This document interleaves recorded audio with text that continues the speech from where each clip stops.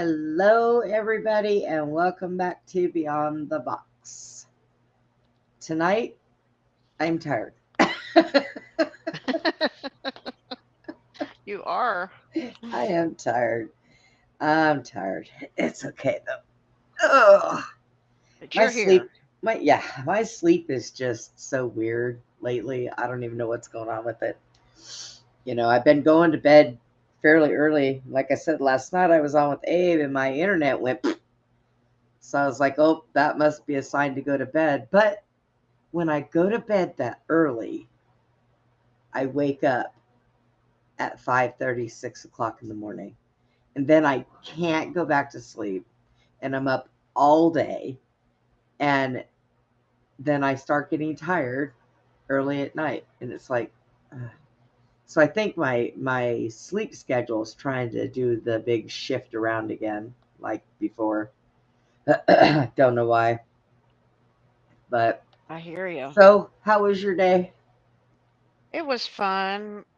I didn't do too much, but I went to the grocery store and I had a little story I wanted to tell you about the grocery store. So, Oh no, I'm yes. scared.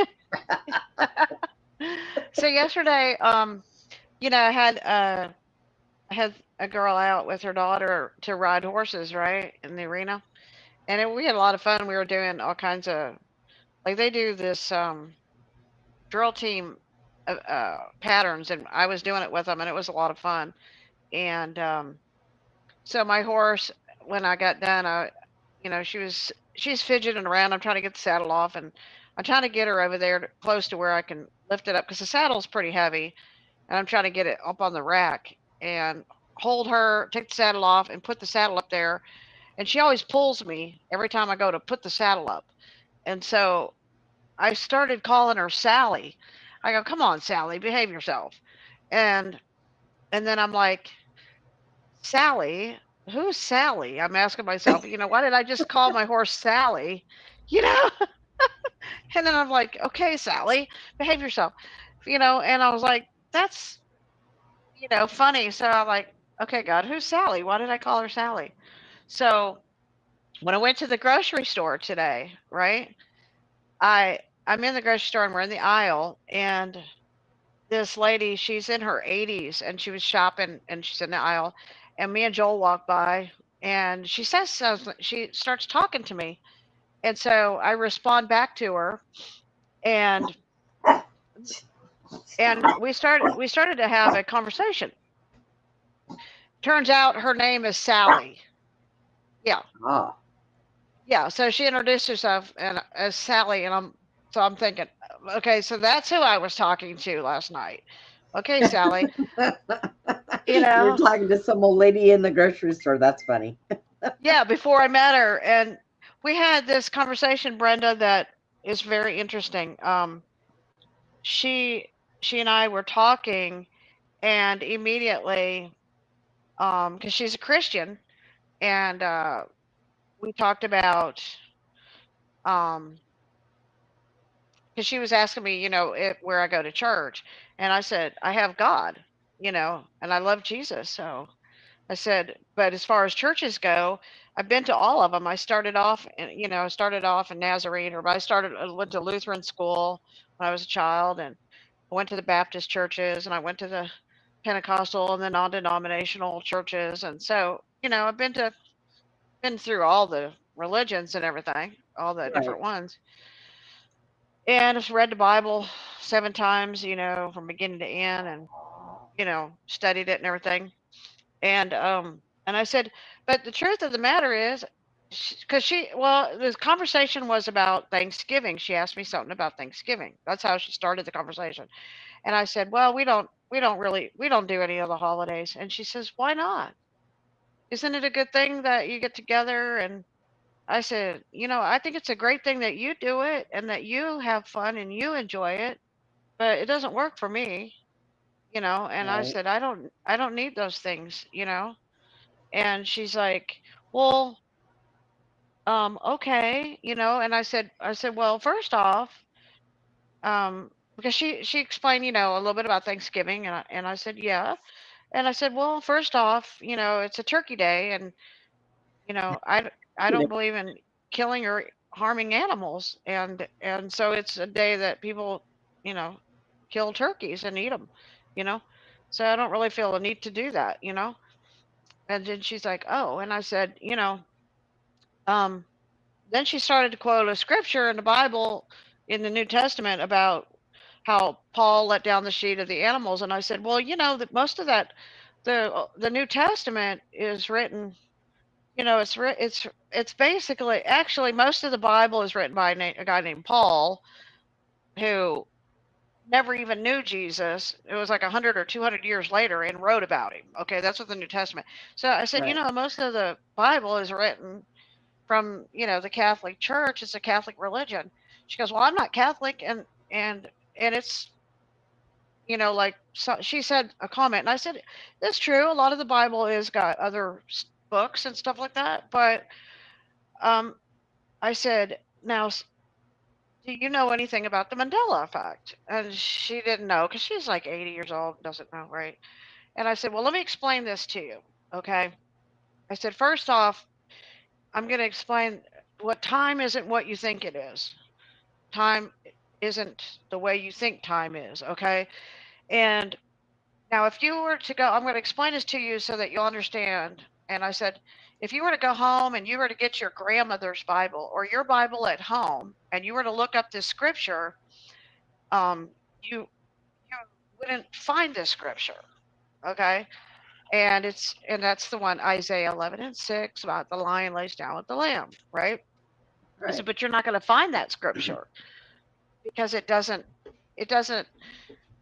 it doesn't exist in the Bible anymore. And I said, and you read the Bible, right? And she said, yeah. And you know that scripture? She says, yes, I do. I know that scripture. Okay. I said, she goes, well, that's because they changed the Bible. And I said, no, you go home and get your Bible that you've owned your whole life that you read in. I said, it was probably back in the 80s when the scripture disappeared out of the Bible. And I said, I literally watched the Bible in real time, words change in front of my face. I saw it happening. Okay. She said, you saw it changing in front of your face? And I'm like, yes. And I said, well, and I said, if you go find that scripture now, it will say, the wolf will dwell with the lamb. And she looked at me and I said, it said lion and lamb. She said, yes, it did. And I said, and so then I said, also, the other one that's very weird for me is the fact that a 1611 King James version of the Bible now says matrix 5 times. And that word was never in the Bible. She's like, what? And I'm like, yeah, matrix. And I go, do you know what it used to say before? And she looked at me, and I said, it used to say womb. So it's saying now all that enter the matrix is mine. And she said, where is that in the Bible? I said, well, it's in Exodus and Deuteronomy, and it's in like 5 different scriptures.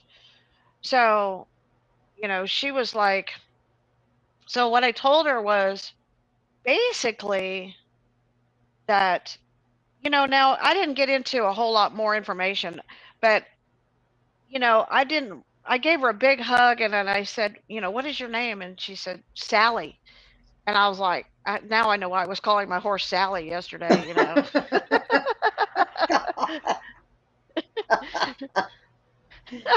Poor Joel's standing there going, Mom, can we finish grocery shopping? Yeah. Joel's like, Mom, can we shop? Do you have to talk to everybody in the grocery store? I said, look, I didn't start the conversation, Joel. But Oh my gosh. Brenda, we as we got done talking to Sally, and it was so nice. She said she goes to a Church of Christ down the road, and she said well, I'm 80 years old, and and she's like, she's so nice. So I made a good friend with Sally, and we went down another aisle, and we went down and ran, and then Joel seen somebody he knew, and he goes, hey, and then he stops, and then there we are talking for 30 minutes with him, hanging out with him, and he was telling me all kinds of stories, and we got on the subject, and he brought up somebody named Killary. Yeah. We know who that Yeah. is, right? Yes, we Yeah. know exactly who that is. That conversation went that direction, and but Yeah. So we were like, I was like, Joel, I think our ice cream's going to be melted now at the. Hello, Oh. Woo. Hi, Chad. Yeah, That's guys. me. Hey, everybody. Hi, guys. Who's in there now? We got Juan. Uh, I see Juan. I see you say Woo. yeah, I Woo's in there. see. Hey, I see Brenda's in there. Chad's in there. Yeah, I was in there Brett. chatting. Brett, Brett's in there. And Zen. That's Chad. Chad. Yeah, I was gonna Yes. say is even though it's Zen, I have to go. Wait, no, that's not Chad. It's Chad. Joanne. Who's Yeah. Joanne? Do we know Joanne? Oh, Hi, Joanne probably and a Woo. newcomer. It's okay. We So welcome all. So tonight, guys, we're gonna hit a controversial um, we're having a fun show tonight, guys. subject. We are going to talk a little bit about Charlie Kirk, his wife, and a few other things.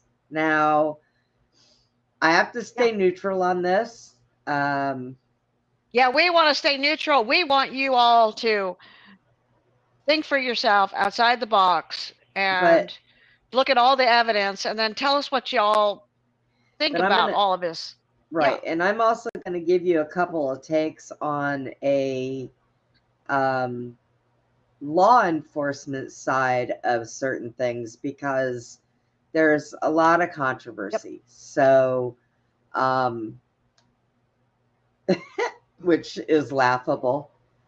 Um, so that is what we're going to do tonight. We have some videos, we have a few TikToks, other people's point of views. Um, so it's going to be fun, and it needs to be fun. And you guys got to keep me on my toes because I am so tired. I sat here the whole time with Suzy backstage for like 10 minutes, just yawning. Yawning. Yep, I'm she did. tired. I'm tired. Like I said, I was on Abe's show last night, and my internet went, and I thought, okay, that's a sign. I need to go lay down. Even your internet was tired. So my internet was tired. That's why we My decided to internet, come on a little early tonight, not so late, right? yeah. And I don't So, even know if Abe's having a show tonight because I don't know if he's going out tonight or not. But yeah, I have a little bit of an earache, so I think that's just kind of wearing me down a little bit. So, um, and earlier I was sitting here laughing because when we started talking, the dog did a deep inhale, and all you hear is him grunting, and I'm like, oh my god! And I seen my screen light up, so I know it was on there. My dog snores really bad, y'all. he just he doesn't hardly have a nose, so when he breathes, he just snores. Poor little thing. Look at him. He well, looks and so I think comfortable. and I think our first video is going to be well. What I figured we started off with is we'll talk about, or we're going to show this on Snake Eyes, and the comparison between how movies are made about us. Movies tell us, and how I believe the fallen angels or the powers that be or the dark or the angels reveal these things to us, or like it says, there's nothing new under the sun, and everything is being revealed. I think this stuff is all put out there before, and it's kind of like a little bit of propheticness, telling the future of what's going to happen, things that come. Because every time you read the Bible, it's always about things to come, things that happened, things that are going to happen. And me, on You the know, other hand, I think that they take these scripts and people go from them, and they years later they say, "Hey, we're going to make this and throw this in everybody's face. So let's do this. The yeah. world is a stage." See, we all have our own Mm-hmm. way of figuring this out in our brain, trying to make sense Yeah, of it all. But it is crazy, no matter how you look at it or how you right. put it together. It's just crazy. It is. It's crazy.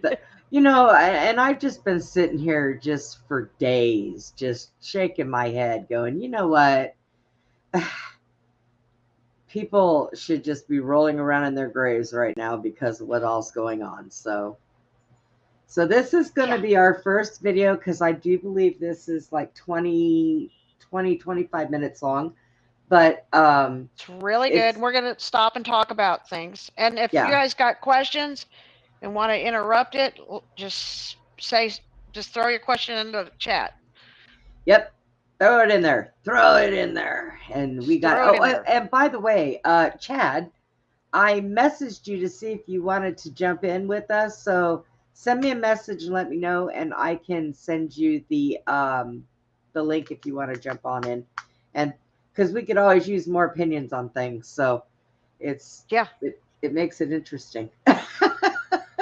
All right, let's do this. This is the oh my God, predicted Charlie Kirk. What they call it? Predicted Charlie Kirk assassination. Snake Eyes movie, 1998.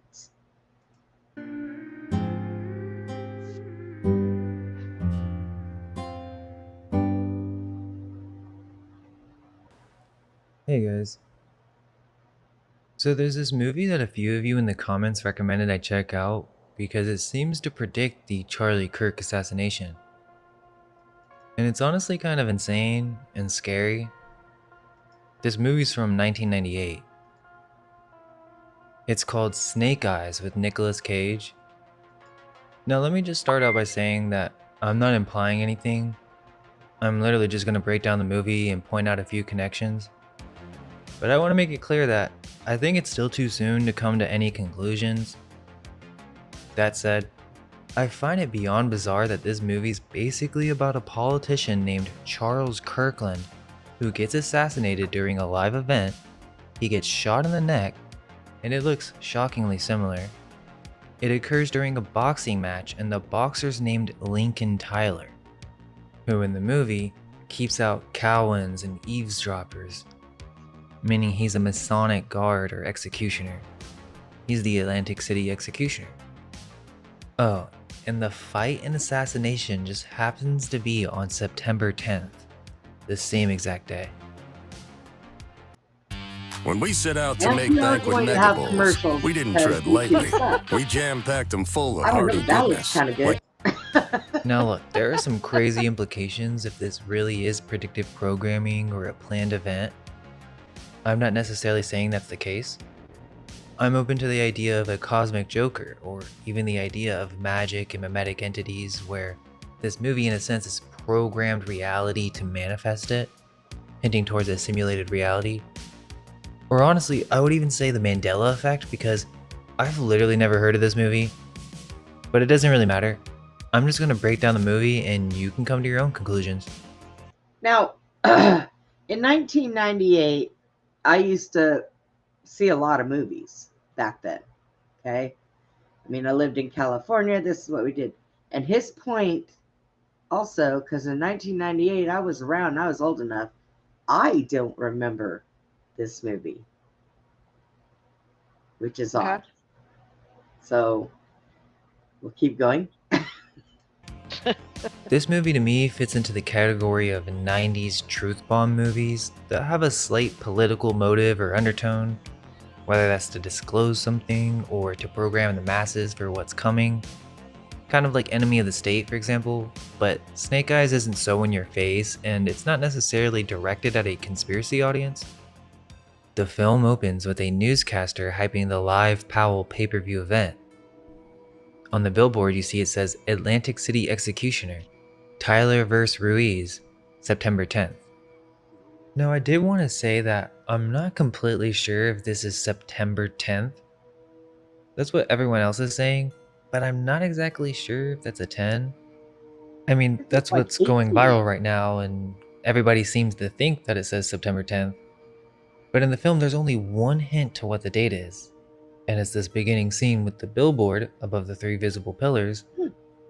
And no matter what, it is clear that this takes place at 10 p.m. So it would still have the same symbolism.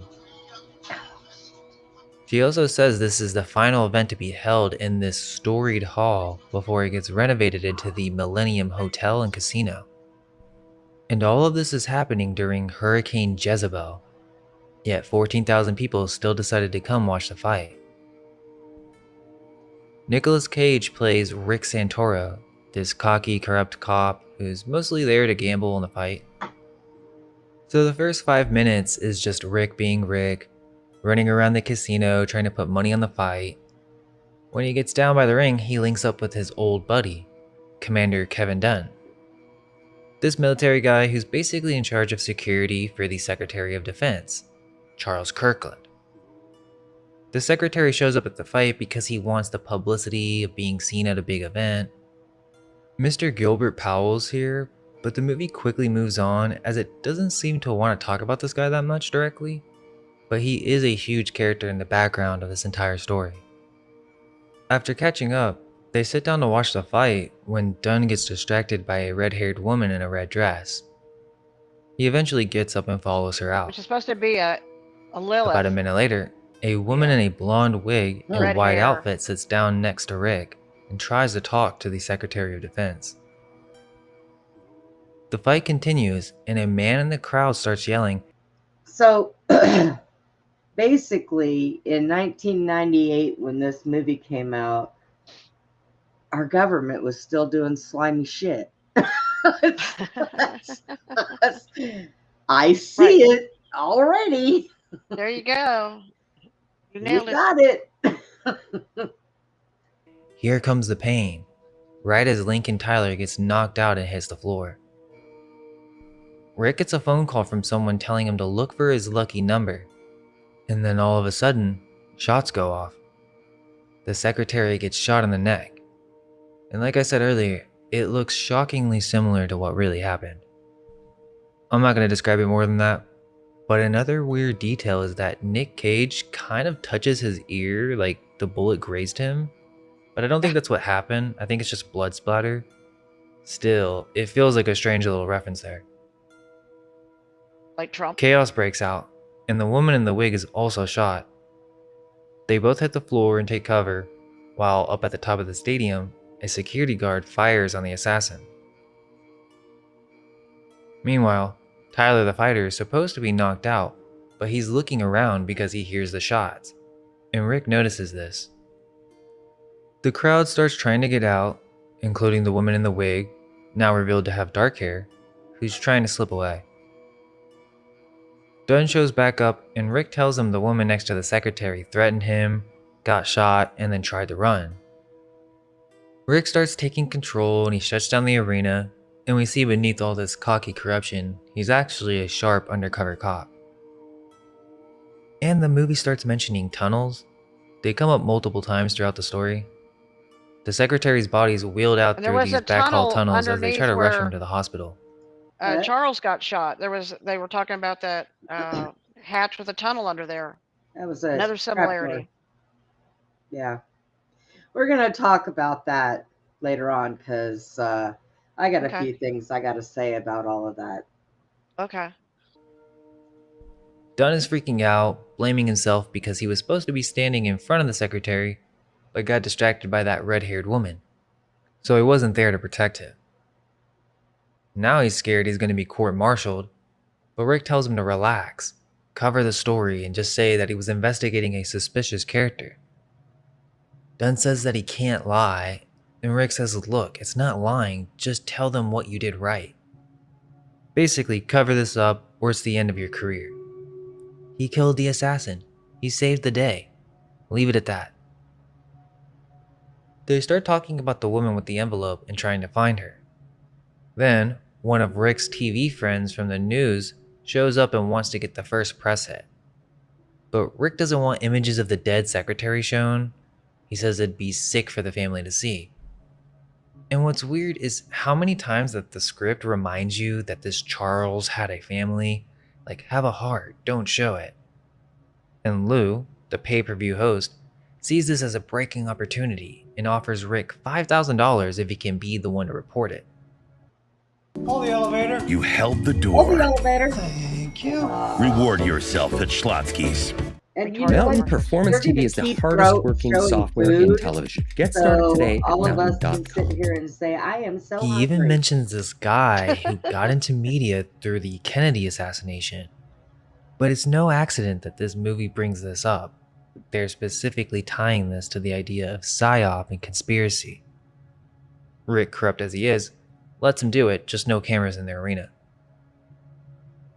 Rick starts to review the knockout footage because he already noticed that Tyler wasn't really out cold.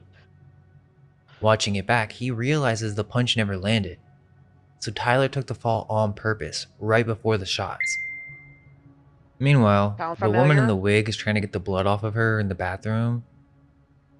So Rick decides to go talk to this Tyler guy, who's looking nervous, but he decides to talk to Rick because he's an old high school pal. Which is weird because they wear these rings. Now I find that strange because who do you know that wears around their high school rings from like 20 years ago? He went to Neptune High and he was a sea devil. Yep. Again, these references aren't by accident. And it zooms into these rings multiple times. Anyways, Rick knows he took the fall on purpose, and he's trying to investigate why he did that right before the assassination took place to see if he knows anything. Well, Tyler admits kind of that he took the fall, meaning the fight was rigged, but he doesn't want to admit it unless they cut some kind of deal. Rick says he's not going to tell anyone, just to pay him back the money he used to bet on him. Tyler then says he didn't know that they were going to kill someone, but he won't say who. We then get a flashback, and I should mention that Tyler's handler and lawyer is this guy named Mickey, where he's talking with one of the guys taking bets. He's talking about how the fight might be rigged and Lincoln is actually going to lose this one. Mickey seems to know about it and tries to talk Tyler out of it. But yeah, Tyler owed money to the casinos, so he took this offer because they said that they would get rid of all his debts if he threw this fight. Interestingly, they didn't tell him which round, but that someone in the crowd would let him know when to throw. Meaning during this event, there was an agent pretending to be a fan in the crowd who had a tiny radio earpiece telling him when to give the cue, which was him yelling, "Here comes the pain." Then Tyler was to fall on purpose because they wanted everyone on their feet distracted. Then Tyler says, "she." Rick says, "Who's she?" Then he kind of changes the subject and says, "You hear that storm out there? I wish it would blow this town away." Now this is kind of hard to catch because it's mid-casual conversation, but there's a reason he ignored Rick when he said, "Who's she?" and he starts talking about the storm. The storm is called Hurricane Jezebel, and then Rick says, "Yeah, but who is she?" talking about the red-haired woman in the red dress. This is almost certainly a Horror Babylon Brenda, reference, let's stop for a second. as she is depicted in a... Okay.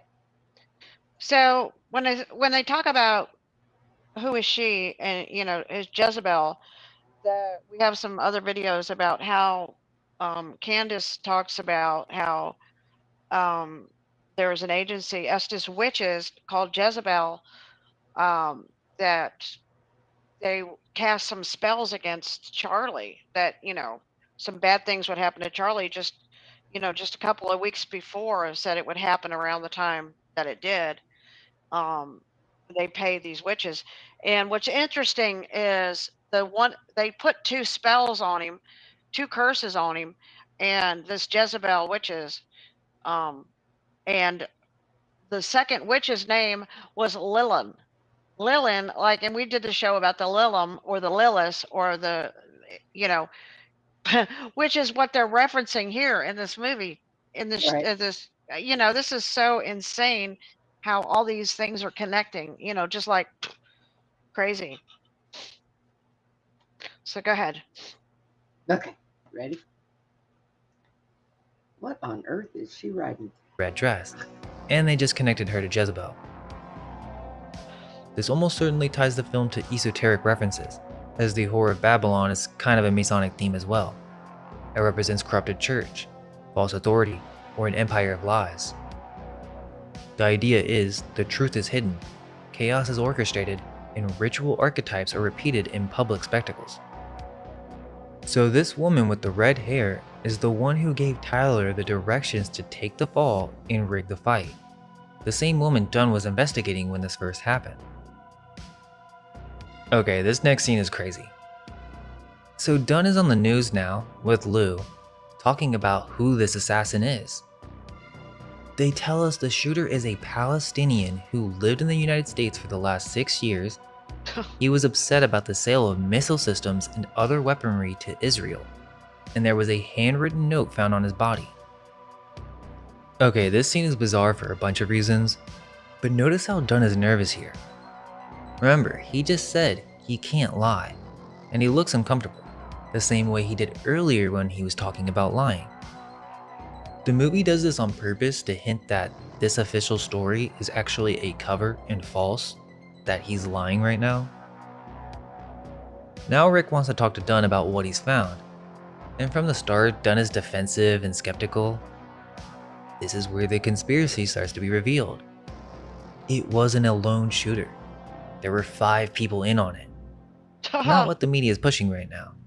And the movie even nails that point that anyone talking about this will look like a lunatic. The film knows. And Dunn just keeps repeating the official story, saying we've got this huge file on this Palestinian guy. He's a known nutcase. He was ready to die for his cause. Ski and ride Vail with Epic Day There we go Pass. again. Buy now and pay less than I lip don't want to tickets. go. Come on. Well, that looks good. Here we are, food again. Which is Yeah, really there's weird the if you food. think about the timing. This is 1998, 3 years before 9/11. They're already framing it as a suicide mission and even name dropping Allah. So there's a lot of predictive programming vibes here. And then he explains the Israel angle to Rick, but Rick just isn't really buying the whole official story.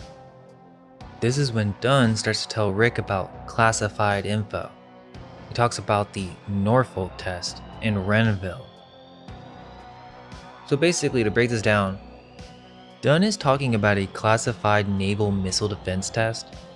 Dunn calls it the Norfolk test, which in the movie is this air guard system, supposedly way more advanced than the Sea Sparrow missiles the Navy already had. And this is kind of like a movie trick, because it's fiction, but it's not really fiction.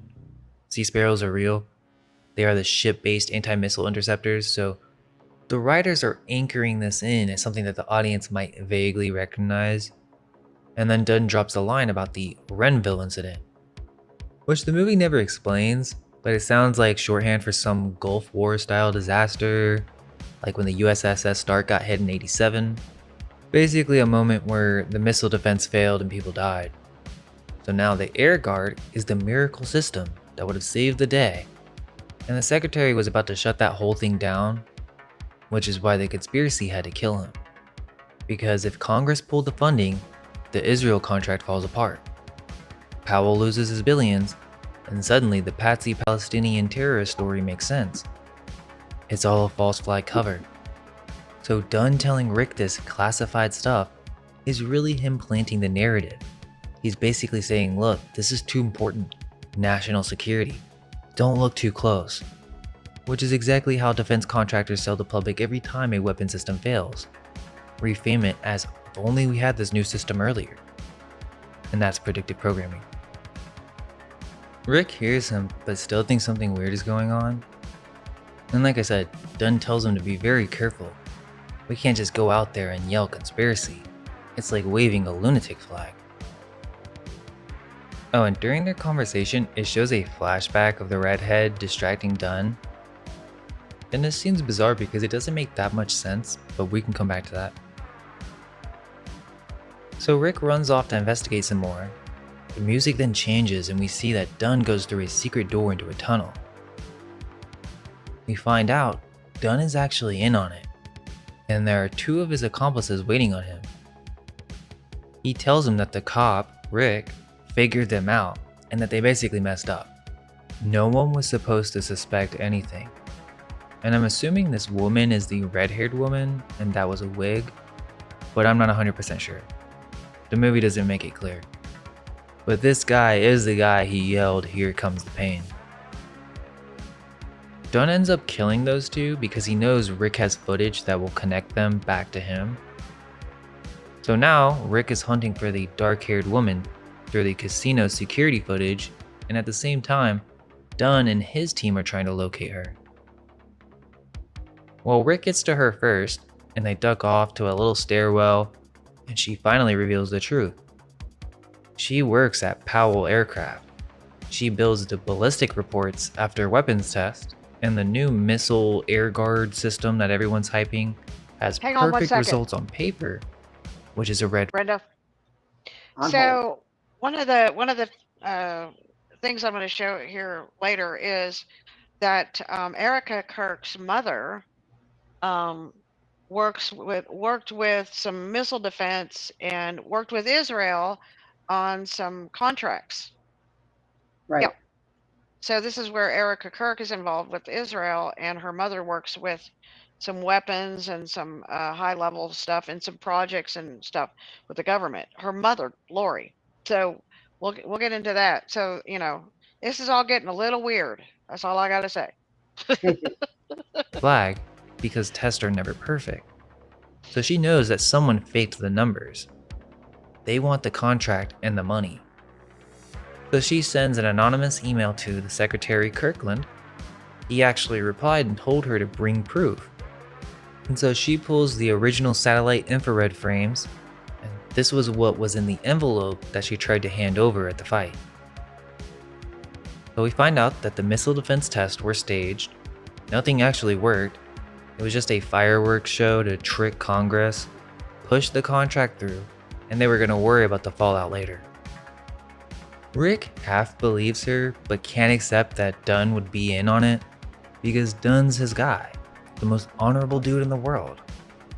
But on another level, this is Rick waking up. He can't accept that the government would be in on something this big. No. The movie even shows Dunn planting evidence in a fake suicide note. Then we cut to Powell melting down at Dunn, where he spells out the whole plan like a checklist. The prairie populist secretary goes down. The disloyal employee goes down with him. The fanatic terrorist takes the rap. Air Guard gets approved. Millennium gets finished. No humiliation, no scandal, no prison, just tie up loose ends. This is when it clicks for Rick that the second shot didn't miss the secretary, it missed her. She was the real target because the infrared stills would nuke the deal. Things happen here, but no one really talks about it. What exactly are we looking for? Something that was buried? So he hides her in the room, locks the door, and tells her that he'll be back, and he's kind of stuck between the loyalty to Dunn and the receipts that are sitting in his hand. Also, I should note, Powell is supposed to be Trump. I'll explain that later, but you guys can already piece together why it would be so weird for Trump to be referenced in this movie.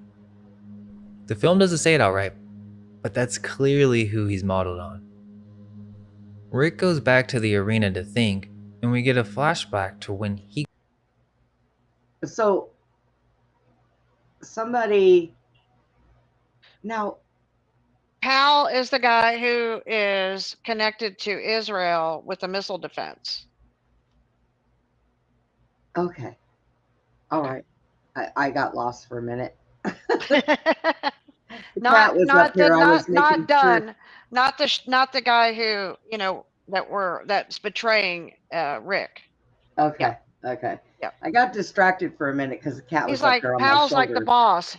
He's the one. He's the business guy who is connected to the missile and the money and the business end of it. Okay. Okay. He got a call. Someone called him saying, "I'm here, sweetie. It's your lucky number." Just to distract him, when he remembers seeing this blimp with an eye on it. It's called the Zero Gravity Flying Eye, and it has a camera on it. So Rick checks the footage and realizes that the woman wasn't lying about Dunn. He sees Dunn with the shooter on camera before it happens. Then, Dunn shows up behind Rick, and this is when they announce that Kirkland has died. And this part's really weird to me, because here we see on TV that Powell is clearly using the secretary's death to push political propaganda, saying that Kirkland would have approved of the air defense system, which is another shocking reference layered into the story. Now we figure out why Dunn invited Rick. he needed a local cop as an alibi, and 2, he knew that Rick was controllable and could be bought if anything went wrong. This is where Dunn tries to bribe him, saying he'll give him $1 million to look the other way. All he wants to know is where Julia is. But Rick won't tell him. He even gets beat up later by Tyler, but still refuses to give her up because he knows they'll kill her. Dunn also tries to gaslight Rick here and play victim, bringing up this Renville event that supposedly got hit by Iraqi missiles, claiming the air guard system could have saved lives. But the whole thing feels like BS because 1, it doesn't work, and 2, Dunn already proved he's willing to lie and kill, so he must know this is about money. Why would we believe a word he says? This is also kind of where they reveal the meaning behind the name of the film, Snake Eyes. The house always wins. Craps are rigged, and Snake Eyes favors the host, or in this case, the government and the corruption inside of it. But the symbolism is twofold, because when Rick wakes up, the hurricane is worse, the Powell Millennium Sphere is shattered, and Rick heads back to save Julia, but Dunn follows him. And this is where the cops show up and there's news cameras outside filming live, and Dunn gets told to put his gun down because he looks extremely suspicious, but he realizes that it's all over. But the weird part is he decides to kill himself to hide the secret. Which is weird because the movie ends with Rick becoming this hero, and then the media smears him for being corrupt and he gets indicted. So the movie kind of ends in a, well, the secret still gets buried. And we even see a reference to Powell Millennium at the end of the movie again, implying it's not over. And it ends with, well, at least he got to be on TV. And that's the end of the movie. Okay, so a politician, a defense secretary named Charles Kirkland, gets shot in the neck and is assassinated during a live boxing fight on September 10th. This happened because a boxer named Lincoln Tyler took the fall on purpose by taking directions from an agent from some type of intelligence agency.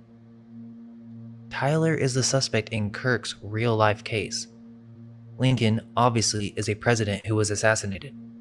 Not only that, but Tyler later beats up Rick in an attempt to protect these elites. In Freemasonry, a Tyler is someone who guards the door of the lodge with a drawn sword, ensuring that only initiated brethren enter. So Tyler is a Masonic guard or executioner, and in the movie, he's literally called the Atlantic City Executioner. This happens right when Rick finds out the truth. Not only that, but Gilbert Powell is Trump. Trump was supposedly a close friend to Charlie, and the film was literally shot on location at Trump's Taj Mahal in Atlantic City. So that's another tie-in. And the strangest part of all is that in the film, there is a cover-up psyop with the media involved to promote this idea of a terrorist patsy in order to promote a political agenda involving you-know-who. So yeah, I'll let you guys decide what that's all supposed to mean. Keep in mind, they mentioned the Kennedy assassination, conspiracy theories. This is Hollywood promoting this idea that the media lies, plants false evidence, uses fake assassins to carry out a political purpose, cover-ups at the highest level of government, and we're just supposed to think this is all coincidence? I mean, at some point you have to admit there's something weird going on. So again, we have timing. This is from 1998. Why are we seeing this in a film with a Trump-coded casino owner and a live assassination on September 10th? We have the Patsy media rollout pre-9/11, a Palestinian Patsy, handwritten notes that were planted to show it was a suicide mission, and a ready-made media cover story that's a weird precursor to post-9/11 script that would dominate the news 3 years later. Then there's a tech cover story featuring real military speak, including Sea Sparrow, Norfolk, so they're basing this on real stuff. And then there's the ritual and symbolism. The whole event took place in a hall. Tyler is the executioner. And then there's the whole Jezebel Whore of Babylon reference. Oh, and I did want to mention that De Palma has a whole history of weaving conspiracies and cover-ups into his films. Like, that's kind of his thing. Blowout is literally about a political assassination and the media cover story around it. A sound guy hears evidence on tape and then watches it get buried, which is basically the same as Snake Eyes. Then you've got Body Double, all about hidden cameras, surveillance, and how you can't trust what you're seeing. Same theme. Then there's The Black Dahlia, which is its own dark, deep rabbit hole. Anyways, what are your thoughts? Let me know what movie breakdown you want to see next. That is one I would like to look at and decipher that show, that movie, The Black Dahlia. All right. Hi there, Chad. Howdy, howdy. Sherry, are you feeling up to hopping on with us? Can if you want, girl. Yeah, hope everything's doing okay. So, okay. Not to mention also he, on the cover of that movie, it said, "Never believe what you see with your eyes." That's right. That is correct. Now, we all know what happened to Charlie. Sorta. I want to bring up something from a investigative point of view. Number one, when things happen like that, for the most part, they block it off.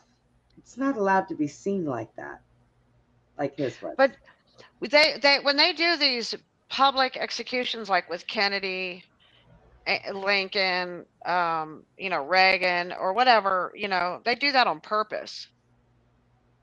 Now, then MLK, Martin Luther King. Then let me bring up when something like that does happen, and they had an active shooter, because they didn't catch him until like 3 days later, so they say. And they have an active shooter. They rope off the crime scene, and nobody's allowed in there. 10 minutes after they carried Charlie away, they were cleaning it up. Yeah, that's disruptive of a crime scene. I mean, come on. When has that ever happened in real life? It doesn't. No. It does not. And they had it within 2 days. They had laid concrete on the grass. They had repainted everything. That's crazy. Everything was done. Now, they don't do that. That does not ever happen, because they had that stuff cleaned up before they even caught the active shooter. And when you have an active shooter running around, they sound the alarm. Everybody stay in place. Don't open your door. This person might be, it might be problems. They don't just treat it like, oh, well. They don't do that. So why did they? Well, so from all aspects, from the beginning to the end, the whole thing was like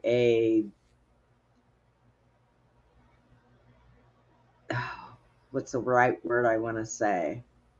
A cover up. Indeed.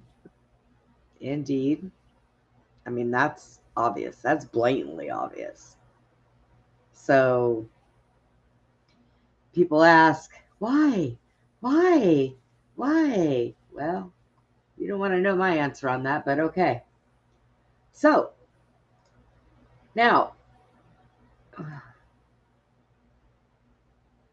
you okay, Chad? Can't hear you.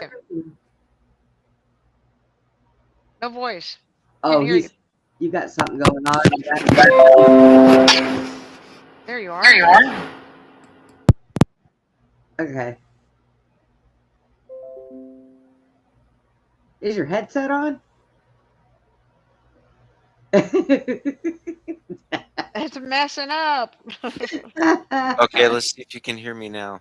There you go. We can hear you now. So that's what that switch is for. I get it now. You can hear me, right? Now we can hear you.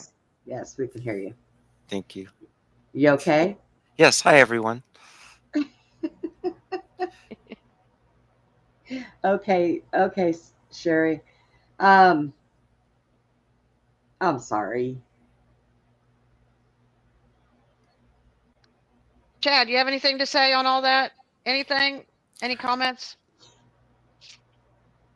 Oh, man, I just got a Well, I raging. mean, there's a lot to unpack just from the whole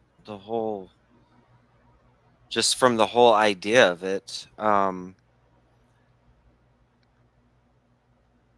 mean, there was before, remember, I was like, there's either two scenarios. Either they got some sort of looking glass where they can see into the future and they're making movies, but I don't think so. I think this is more along the lines of what you're saying. Like, this is fifth dimension or higher dimensional entities, or those gods writing through people, inspiring them, because and it's sort of evidence of that, along with the Mandela effect and everything else that's going on. That's kind of like their modality of communicating with us. Now, Chad, how many have you, for example, what I was thinking when you were saying that, how many times have you heard testimony like somebody taken up on a, say, in a ship, and then the alien grays have a TV screen and show them all the events that are going to come true in the future? Like they like watch a movie screen and they already see everything that's going to come, and then the people come back and say, I was shown all this stuff. So these beings have, I think, all this information already. So So do they're some of using these do maybe some of these people, you think, Chad, that are abducted, like these movie writers, and then they're shown this stuff and then they come back and write this stuff up, maybe? What do you think? or it's V2K, like it's sent down to them, and Okay. but Could be both, it's could be a little bit of everything. Yeah. it's a tricky question, because as I get downloaded with songs, so I can't necessarily write Right. myself, but when it comes through, it comes through. Whether I can or can't, there's a song. And I would like to think, okay, I sometimes I get a sense like I walked past a cemetery and I got a lullaby. I was driving through wine country and I got this song about addiction or alcoholism. But I attached to either a spirit that wanted to get a message through, or God is like sending me stuff. Um, Right. but I don't want to think it's like somebody out there with a machine that's just sending me V2K, because it takes me months to work these songs out. It takes my creativity. It takes my creativity as well. So, if they're working with the director the way I get worked with from whoever it is that works with me, with songwriting or whatever, um, or others with books, and ideas, because I don't know. I think it could be a bunch of different scenarios possibly, and it's individual, and it may be different for everybody, you know? Now, I on that mean, line, on that line, Chad, of what you just said, I want you to think about something else. Okay. Remember what we talked about the world being a stage. So let's say that the things going on with Israel has got to be shown. So before Charlie Kirk popped up, this movie was made. So somebody said, huh, let's name this guy this. Let's have him play this role. Let's have all this happen. Let's put this on display for the whole world to see so that it clicks into people's minds. Hey, wait a minute. There is something going on with Israel. There's something going on with this. There's something going on with that. That way they're seeing it. You know what I'm saying? So I personally do believe that this whole thing with Charlie, in my opinion, was staged. Now, was it staged because he needed protection? Or was it staged to prove a point? That's the real question. That is what has to be answered. Why? Why? Because coming from not only myself, but I know a lot of other people that knew. First of all, there was never an autopsy done on that man. There was not one done. If somebody said there was, they lied. Okay? Because they have audio proof of the police on a scanner talking about it, because it was all, she went there. Now, and that's another thing. They said her and the kids were there. Charlie was shot in front of his wife and kids, but yet she had to fly in to go to the hospital to get his body released. Even being close friends, why would the vice president go and pick his body up and no autopsy done? Then they took him to a disclosed location in Arizona. Okay? From an investigative point of view, none of that smells right. It all smells completely wrong. All of it.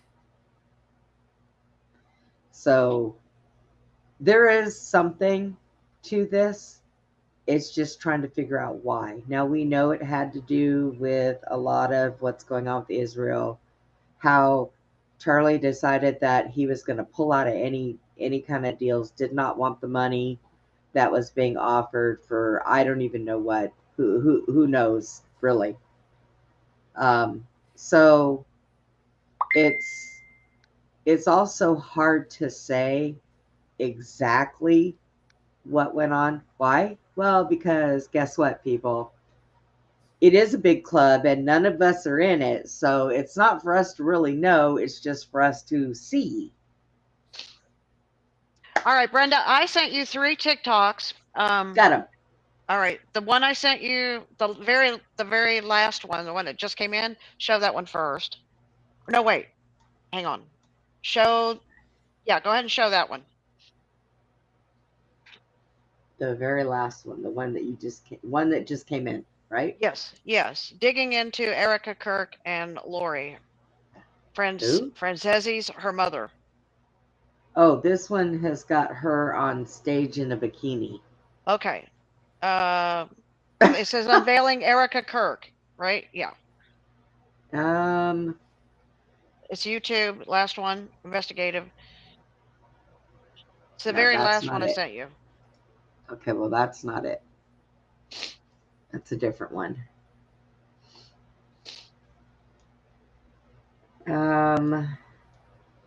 It could be starting off in a bikini.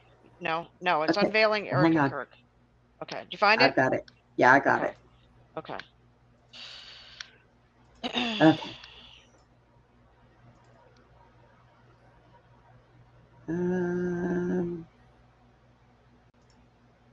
Okay.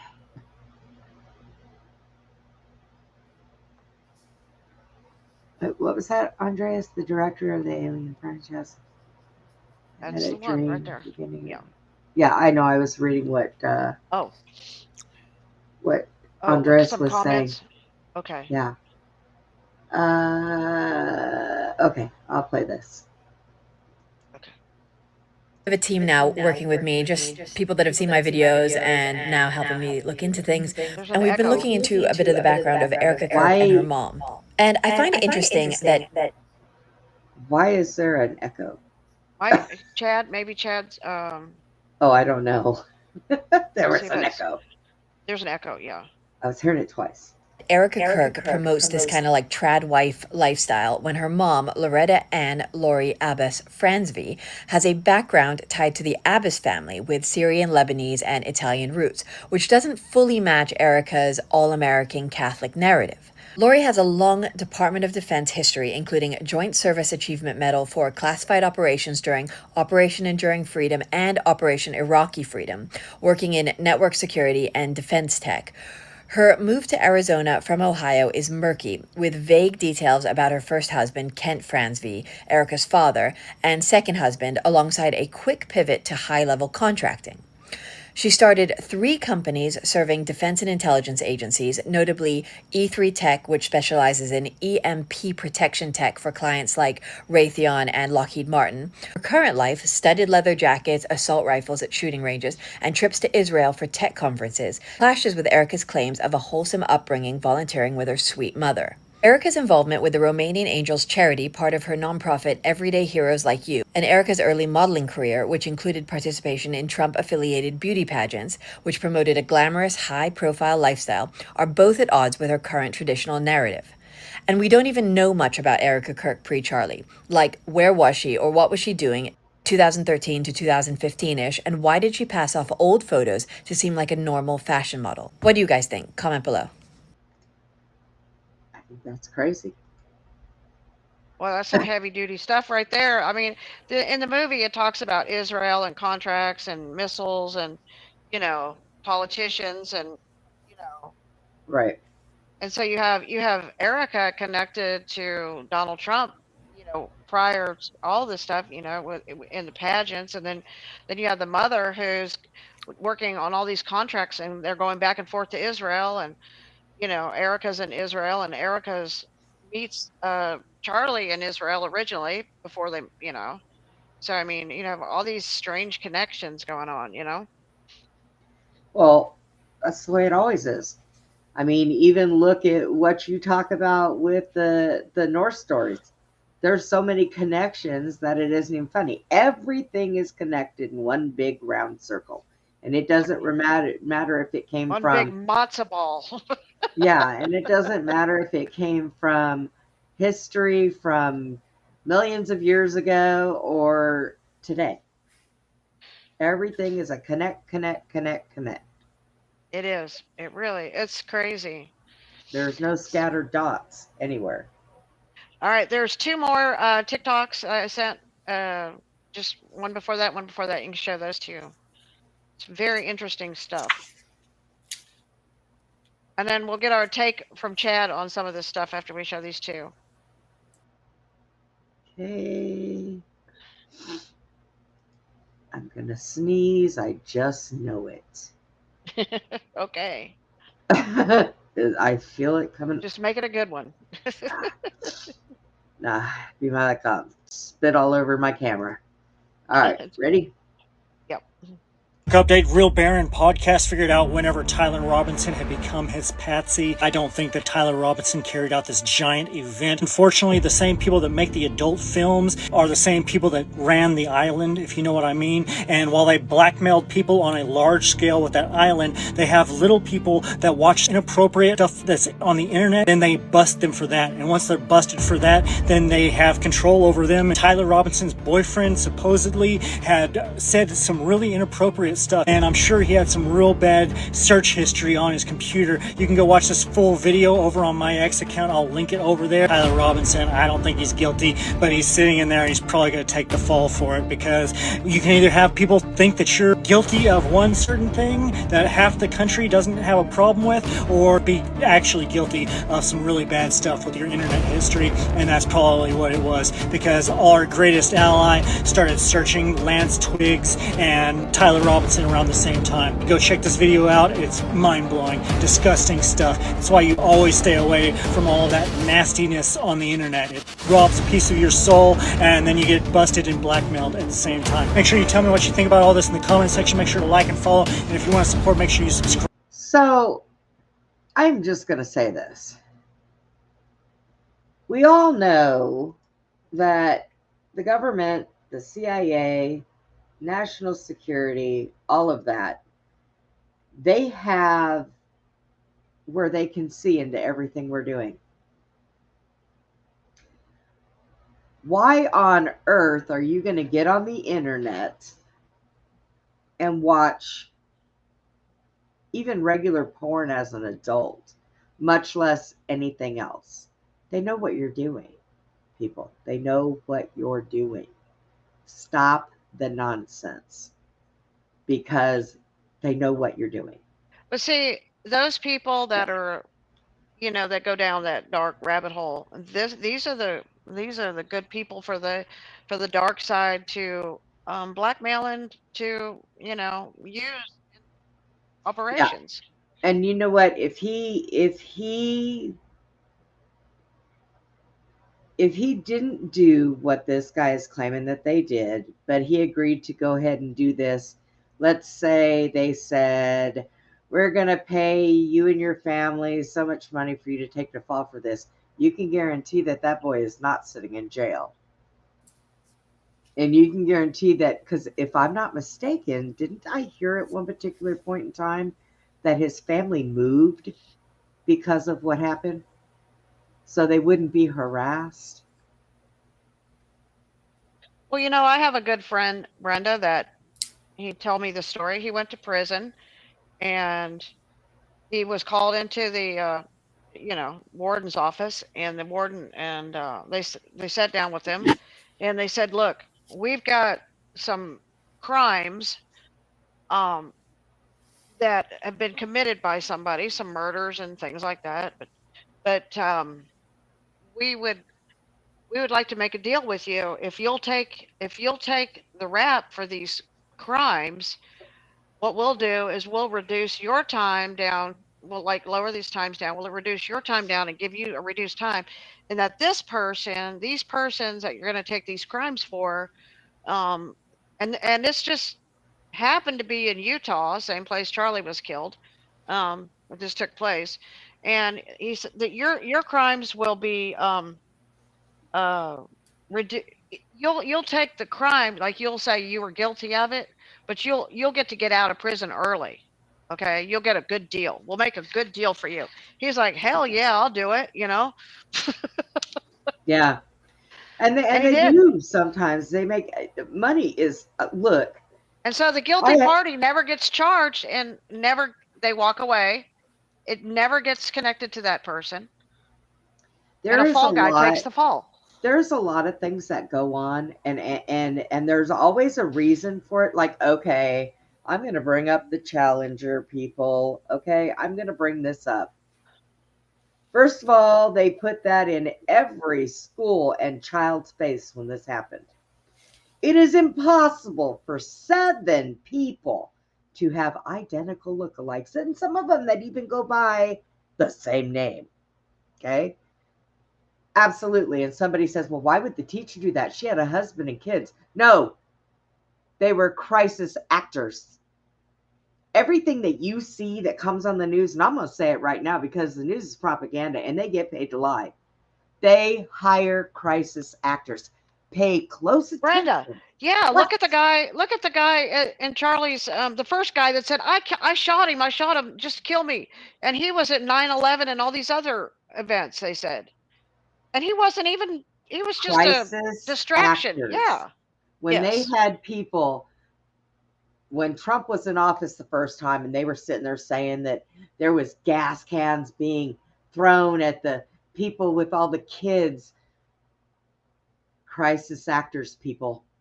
Crisis actors. And every now and then, if you get lucky, you can find this in newspapers. You can find it on what is that one that people go to because it's real cheap and they try to buy things on it? Shit. I can't even remember what the hell it was. But you can find these things online where they say that they're looking for background actors. Oh, on Craigslist? Craigslist, all that. Yeah. You call them and they say, okay, we need you to come and pretend like you're the mom of these kids and pretend like, well, these kids were playing with those gas canisters that supposedly Yeah, they just hire individual people to come. They'll pay them like $75 a day, $150 a day. Yes, they hire the same people because I remember them showing a stretch of here's Maria and her 5 kids, and then a few years later, oh, here's Maria and her 2 kids. Well, they like hire this guy, the same people, and like this guy was pointing out that Taylor Robinson probably had quite a bit of scummy crimes against him, so they're gonna wash the scummy crimes because say he's a pedophile going after little children, he goes to prison, they're gonna kill his ass. Okay. True. But if it's if it's something else, it's not as bad as the crime of the child crime, because I know child predators, they all get what I'm saying? So it's like lesser of the two evils. We'll make a trade. You're going to take this rap instead of taking that rap. So they make these deals with them, these criminals. Brent, I heard that too, but I have not got a chance to dig into that, but I am going to. Hey, go ahead and show that other video. Maybe that's on there. Because I've always I've always known that there are different people being played by different people all the time. All of the time. It never ceases to amaze me. All right, let me get this pulled up.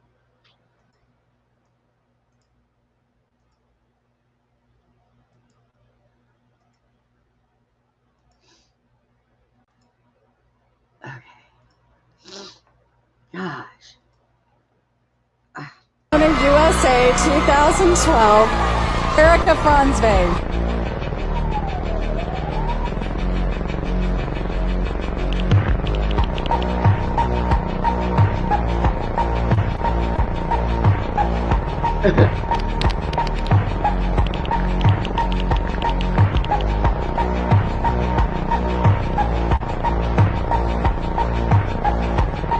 I don't know if you can read any of that. Can you, Brenda? Say some of it goes by so doggone fast anyways.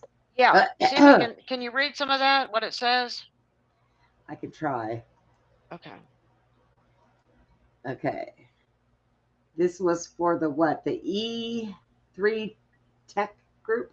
E3 Tech Group. Okay. So talk about her mother. Erica Kirk's was mother working with the U.S. Department of Defense. Yeah. What it says would you stop it?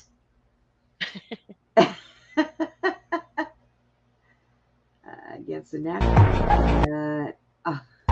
Okay. I'm done. You guys know what to look up. Look it up. And NASA. She was working with NASA. Congratulations, Erica Franzweg.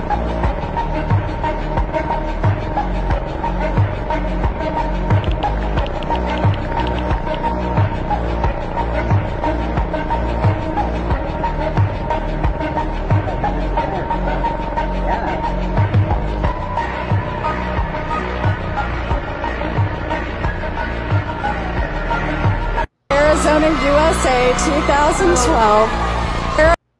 Okay. So her mom, we know her mom was involved in that. So all of that was just one big blatant lie. And her father worked with, was working on the Iron Dome, defense of Israel, the father. Yeah. So her mother and father were both involved with Israel's defense weaponry. Okay. Yeah. Did you send something else? I did. Now there's some stuff before that, so I just sent those recently, but you can pull up some of the other stuff. Yeah, you can just kind of hang on. Let me go back there. I mean, you see something you hadn't pulled up before. Go ahead and show it. Okay. So I do know someone personally who trades weapons, or of someone personally that trades weapons. It's the brother of somebody that I know. They live on top of a mountain of mansions, just to give you perspective. and they live in the house that's on the highest part of the mountain. The mother insisted. Um, she went to a college, and she was not wanting to go to this college. She changed after going to it, and I've watched her be a different person ever since. A socialite, more or less, but that these people were talking about, like Erica, their money is beyond anything we know or aware of, unless you've been in their environment, because it's the elite. Yeah. Wow. And Yeah. I mean, that's somebody that trades. That's one of the 4 people or 8 people that's allowed to do it in the United States or something, but those are the type of families we're talking about, like with lots and lots and lots of money. Right. Now they were saying just since Charlie died, when they sold all these T-shirts and something, Turning Point raked in something like $90 million just in a short period of time. Mm. Yeah. Interesting. So do you think it's artificial intelligence or alien intelligence or angelic intelligence that they're using to? Because you were saying, like, they're always looking in on us, right? Yeah. I would And predicting the say, future. well, Chad, one of the, we go back to the Gnostic writings and Jesus and stuff and all that. And one of the things that I recall Mary asking Jesus about in the Pistis Sophia book about, are they going to be able to accomplish all the stuff that they have planned through their black magic and their dark arts and all this stuff, right? Mm-hmm. Are they going to succeed at it? And he said, no, because I went in there and messed up the dials of everything, so they will not be able to accomplish that they wish to bring about, But had he not done that, they could have succeeded, is what he was saying. So I think this is the dark side working to do this. Yeah. Okay. Hang on. And Andres said that the director of the Alien franchise had a dream of being similar to the aliens from the movies. So he received his inspiration through dreams, which is, you know what I mean? That's downloads. That's something putting it in your Yeah. head. And they could come from angels or they can come from demons. I mean, that I think that dreams or Okay. downloads can come from either side. Yeah. Yeah, I would think they can't all be bad, There's got to be, because you know what? Think about it, though. We know we have Jesus, we have Satan. Okay. So it just can't be the bad side trying to have people see certain things. There's got to be good where there is also evil. It is just up to us to discern which is right and which is wrong. That's the rough part. Okay. But think about it. I mean, use your common sense with it. If you get a download that says, "Oh my God, I want you to go over and go stab your neighbor," you're going to know that that's wrong. Like, yeah, or jump off the bridge. Yeah. You know that's wrong. But if somebody in your head is telling you, "Hey, this is a beautiful song. Write this song," and you write the song, and the words are fine, and there's nothing demonic about it, that had to come from a good place. But or it could be telling you about some bad things that are coming or how to avoid them, or there could be all kinds of different messages. We don't know. It might be confusing at first, but yeah. So I mean, and there are angels that sit on our shoulders that tell you certain things. I mean, Glenn is a good example of that.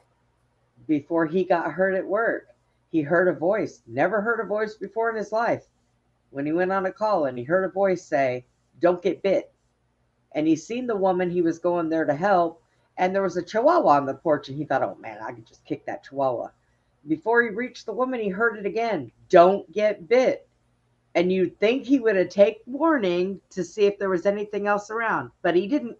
He ignored this voice, thought he was just crazy, and a big old dog came around the corner and tore his hand in half. He had a warning, don't get bit. You might want to be cautious.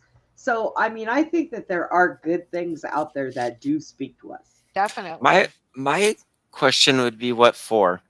Like the Mandela effects, what for would be like, okay, that's why did the golden calf get presented? Okay, well, the what for is because God's given us a message, maybe, letting us know that He's here, there that it's here, and aware, and watching. Uh, but why would the angelics or something put these little seeds inside of our movies just to let us know that they're there?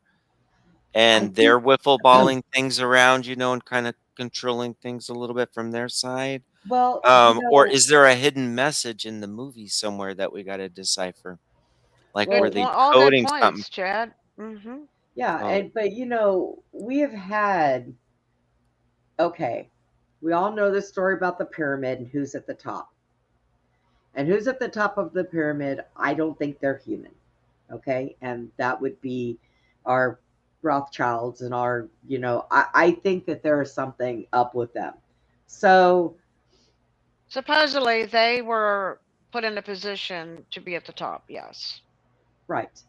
So, the more that I look into a lot of different things, I find out that, first of all, humans, us, we were not the original for this planet. Okay? We were not. Wasn't us. And there are other things that live amongst us. We all know this. I know this. I pass them in the grocery store. I am around them when I'm in certain places. I know they're there. Would you just shut up? So there are things that are here on this planet that are not of us. Now, they're sneaky about it, so I would say that they're not angelic. They've got to be bad.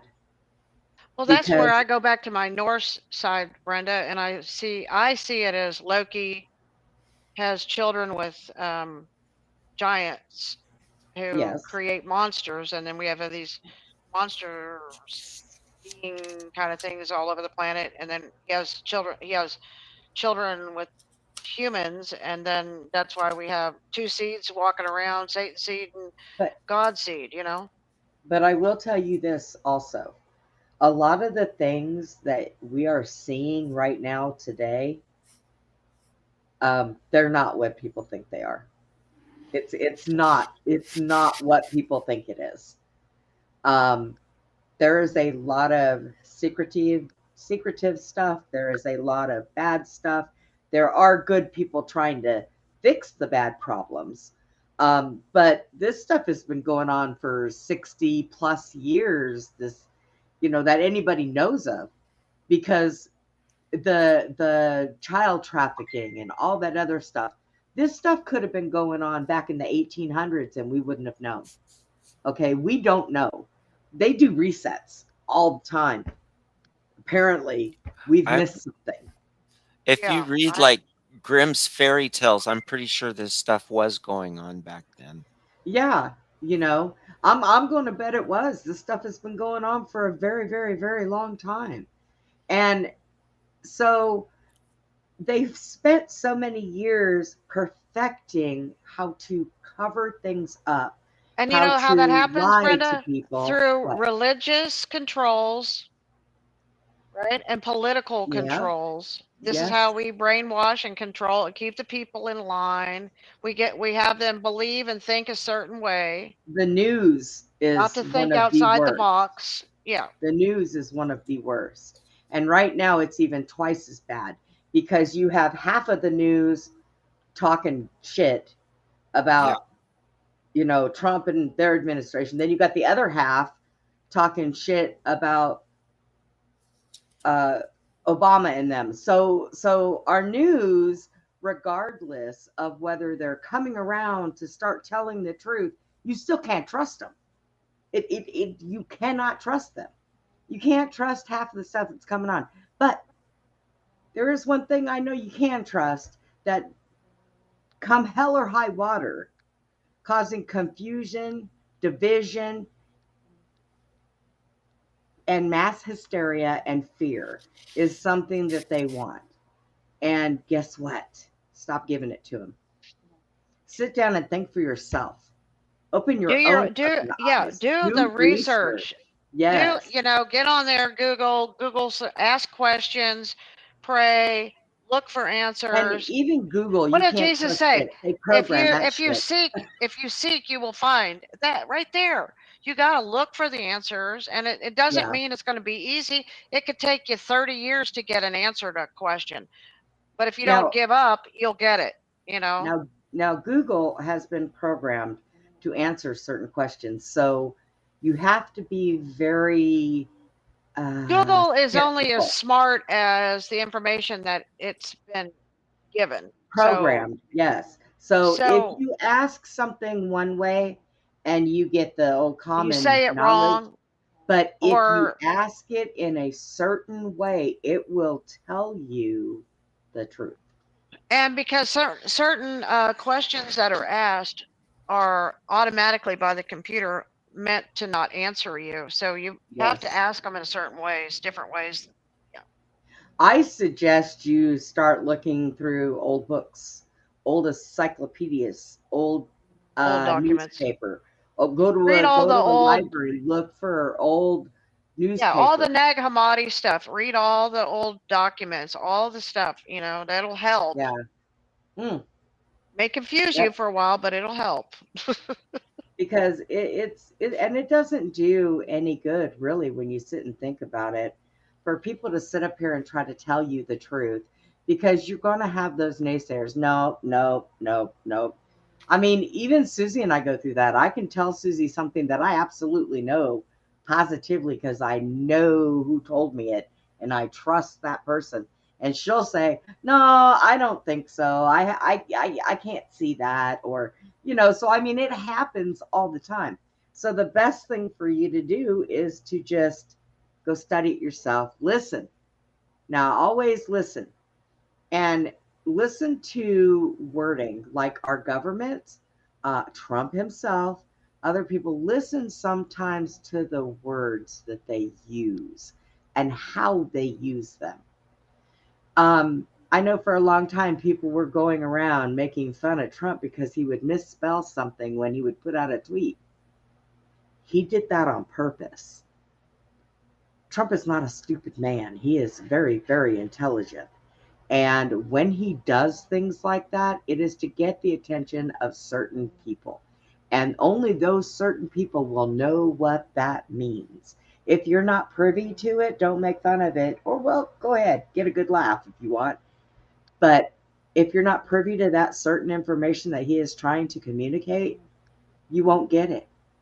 Don't try, because you're never going to get it. I am telling you, there is intelligence beyond anybody's belief half the time. So now I did send you about 4 more or 5 TikToks. Some really interesting ones.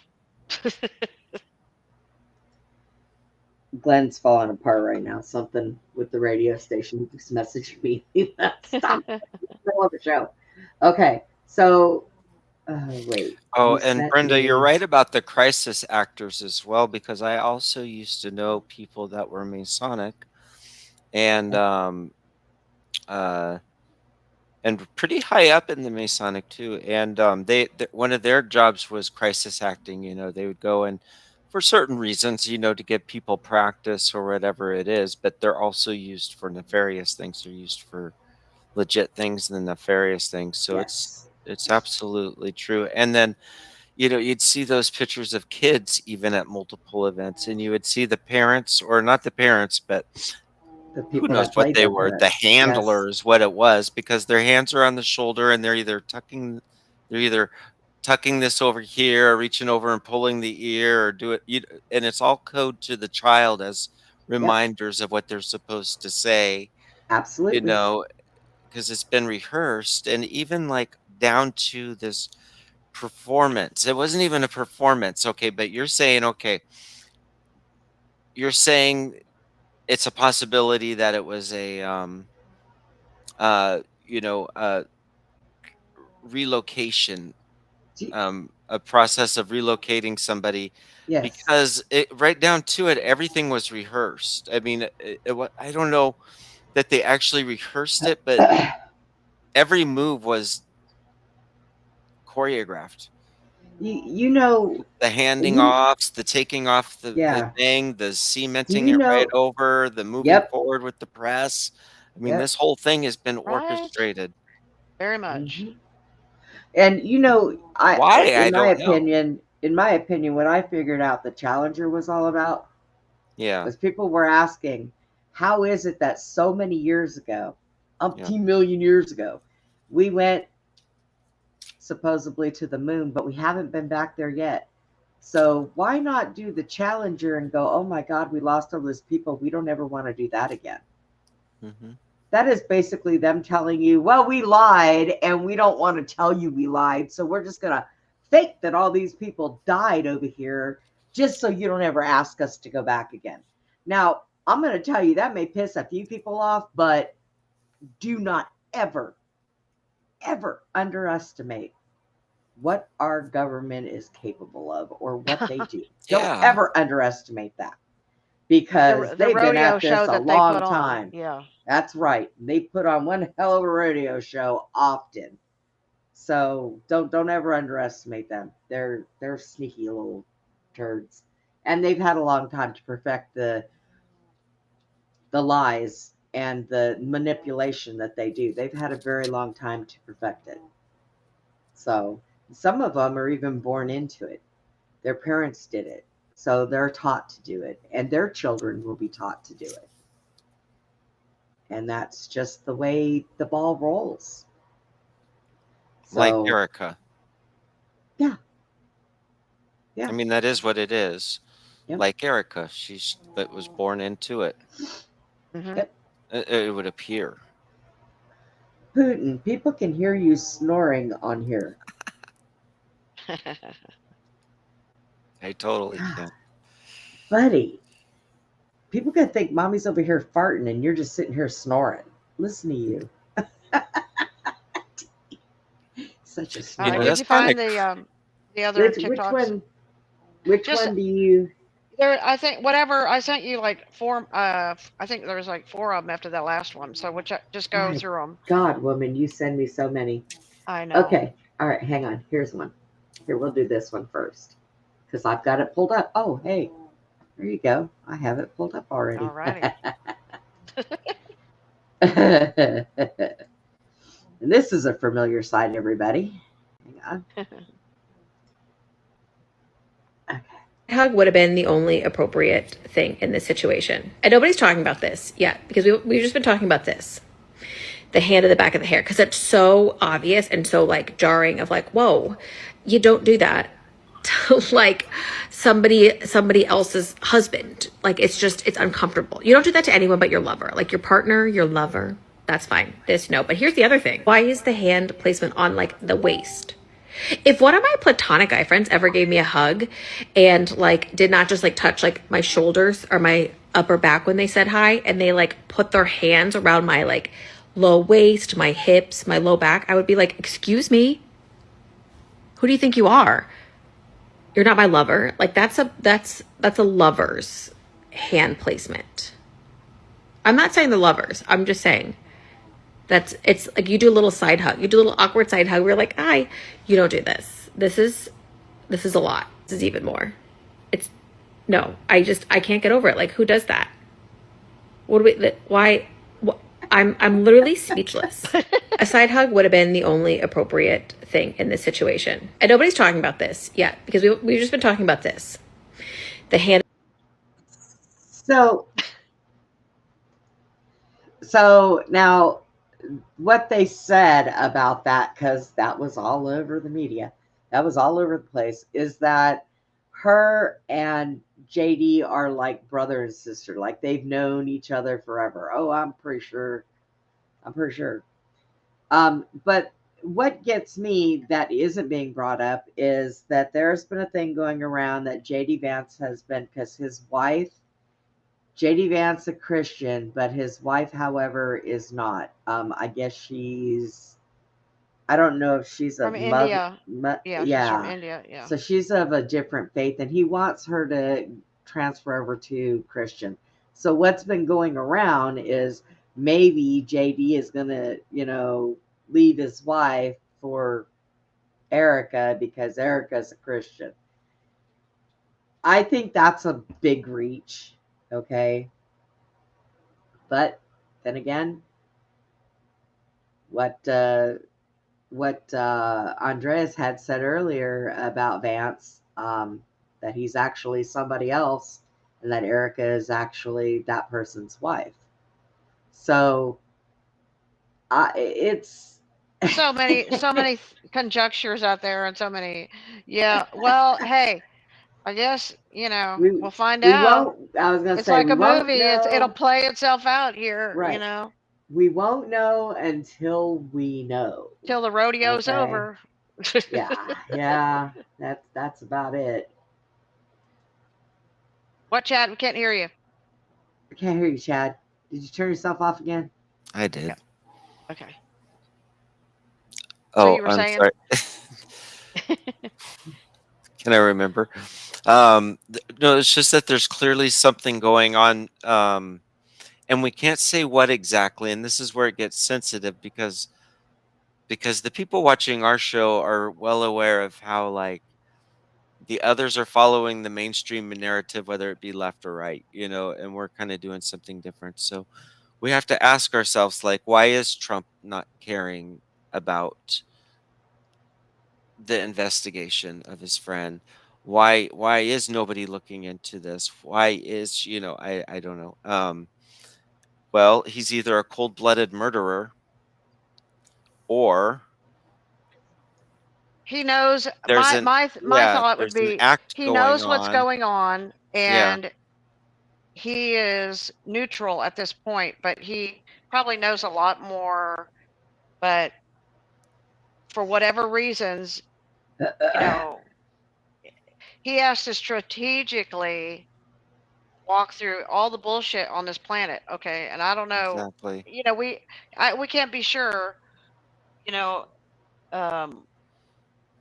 but he may, like I said, I'm sure. Well, one of the things that was a trigger for me is right after the shooting, he ends up going over there to see the King of England, which has never happened in 200 years. No president has ever gone to Windsor. Okay. And he goes to see the prince, and of course, it is England and the Belfour, the Rothschilds, and the king who own Israel. Okay. So this is all about Israel. So he goes to see those people, the people Okay. that we're talking about. They are the Zionist Israel, okay, which is the king. Well, he goes there the very next day, or like, which is obvious to me what's going on. But the thing that made me, I see Melania wearing this hat that she doesn't want to look at anybody. She's wearing this brim. She's walking around, and she's like, she won't look in their eyes. Like, she doesn't want to see any of them. And she's going through this whole thing, and I have to laugh at that, okay? Because that's just funny, that she has to do that. I mean, like, she chooses to do that because it's obvious what she's doing, to me anyway. And I'm sure it could be obvious to other people. The only one she didn't do that with, and the one that she did talk to and smile was with, Kate. was Kate. Mm-hmm. She liked Kate. Yes. They liked Kate and Harry. Trump said very nice things. Him and Melania were very comfortable around Kate and Harry. That's what they said. But absolutely, it was all business, is what he was saying with the king. It was all business. They, check this out, check that out, looked at this. It's all, it was like a show and tell show. You're like, look at our palace, look at what we own. Okay, this is great. Y'all got all this. And it was that kind of a visit. Oh, we're going to have this great dinner. Okay, y'all can really put out a good dinner, you know, no doubt, okay, that they can wine and dine you, okay? Now, when the speech was going on, when Trump stood up to, you know, they each stood up and said their thing to each other, you know, complimenting each other. So Trump's throwing all these compliments out, you know. Yes, the Prince Charles, he can memorize people's names. I'm really impressed with that. His memory, his mind is really sharp, you know, and he's saying all these compliments about the king. And then all of a sudden, out of nowhere, he says, you know, yeah, I am the first president to ever come here. And I hope I'm the last and I never have to come back here again. And tell me why in front of Kamala the whole or world, whatever the hell whole her world. no, in front of whatever her name was, why Trump and Melania both made it a point to look at Harry and Kate and tell Kate, Harry's mom, Princess Diana, would have loved you. They made it a point to say that right in front of Charles's wife. Wow. Yeah. You know, I they mean, don't like the woman. Nobody likes the woman. I'm not even sure her husband likes the woman. All I can say is if that doesn't send red flags to everybody, nobody's looking. Okay, because that had got to be the most awkward come together of people I've ever seen in my life. Well, you know, in royalty, colors mean a lot. Now I'm gonna tell you right off the bat, purple is royalty. Okay. And if you noticed, Melania's hat was purple. Yeah. It was. So basically, she was telling the other bitch, "You're on the same level as I am. Don't mess with me. You cannot talk down to me." But you know, you notice the whole time it was crazy. I watched the whole time that Melania had to sit next to Charles's wife. She would never look at her, and that woman kept talking and talking and talking, and Melania is just looking straight ahead or looking over this way. Yeah. It was like so uncomfortable for Melania. Oh my god. Yeah. So, but yeah. So I wonder what did Charles and Trump have to say in the back room? What was the business talk? Why, right after the assassination and the ties with Israel, Rothschild, England, why the big bring Trump to the palace and we're gonna have a sit down after 200 years? America's never done that, and Prince Charles even said, yeah, George Washington said he would never step foot in England. You know, you're the first one, Trump. Well, you know, Trump has to, and he's not, because Biden's been over there. Well, not in the Windsor Palace. He's the first one that's been there twice. Well, people have gone to England, but he said no president has ever come to the Windsor Palace to have dinner with the king. No president in 200 years. Trump's the first. Yeah. I mean, and you know that in a lot of this stuff that's happening, I'm pretty sure Trump has to play the game too. There's things that, you know, he's asked to do that he may not want to do, and he has to take Melania with him, and she's like, okay, guess what? We'll go, but I ain't saying shit. But he told him right straight up, hey, he loved Harry and Kate, but he didn't ever want to come back there to have to see that king again. Yep. He doesn't want to ever have to go there again. And you know, a lot of people said that, well, they capitulate because they let Trump walk in front of them. Nobody walks in front of them. But however, I'm going to clear that up right now. Whenever a guest, high society guest, were to come there, showing off their military or their guards is a big thing. And they allow them to go first so they can check everything out, and they walk behind. And if they're checking it out, and as they come up behind the person, if there's a guard that's standing wrong, or they'll tap them to fix themselves. So what Trump did, walking before the Queen and walking before Charles, that was not anything that was, oh God, they let him, he was being rude, he was walking in front of the Queen. And no, when they go and they look at them, that is actually an honor that they give them. Please go right ahead and go look at our army, go look at our guards, because they're very proud of how their guards work, because they're just showing them off. Yeah. So people just think that that's, something that Trump did, that because I remember them saying that with Elizabeth when he had gone out there and he walked in front of her. And, of course, the people on the left were like, oh my God, how rude. He just walked in front of the Queen. Well, you're a dumbass if you don't know that that's the way they do that. This thing with Charlie Kirk, guys, it reminds me of an octopus where its tentacles are everywhere, stuck to everything. Yep. Yeah. And that is exactly what it is. Yep. All right, give us another TikTok. I'm going to give you another one here. Hang on a minute. Let me pull this. Did I already pull it up? No, I must have put it down. Suzy, why are so many of the royal horses such assholes? Hey. You know what? It's because they're taught not to. I tell you what. You know what? Taught. There are a lot of horses that. Hey, since you said that, Rebecca, I got a text today. Well, I go to the sortings, and I have a friend who they have some really high dollar elite horses that go to sortings. First thing she makes a statement about a horse is, I know my horse is an asshole. I kid you not. She said, I know my horse is an asshole, but she goes on to say, but that horse, every time he hears flags up, my horse is ready to go in there and get those cows. And basically the horse could be an asshole, but he's the best at his job. She loves her horse. She wouldn't trade him for hundreds of other horses.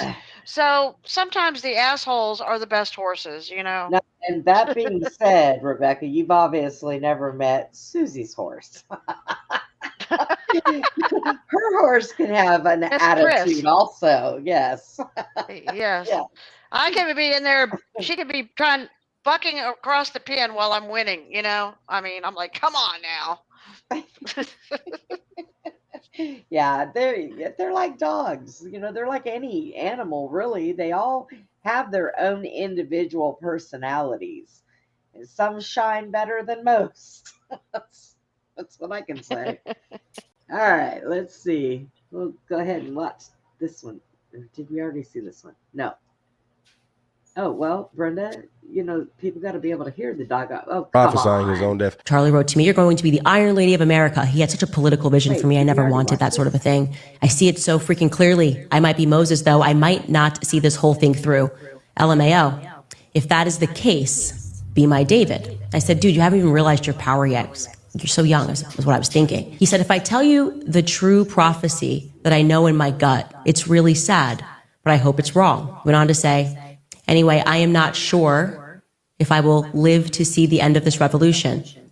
I believe you were the piece that God meant me to meet that will finish the fight. Since the beginning of TPUSA, I knew in my gut that I might get wiped out at any time. I cannot explain it, but I dream about it all the time, like all the time. Anyway, that's depressing combo for another time, LMAO.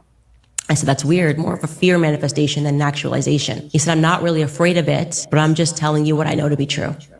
Check out these text messages. Okay. So that is amazing. So,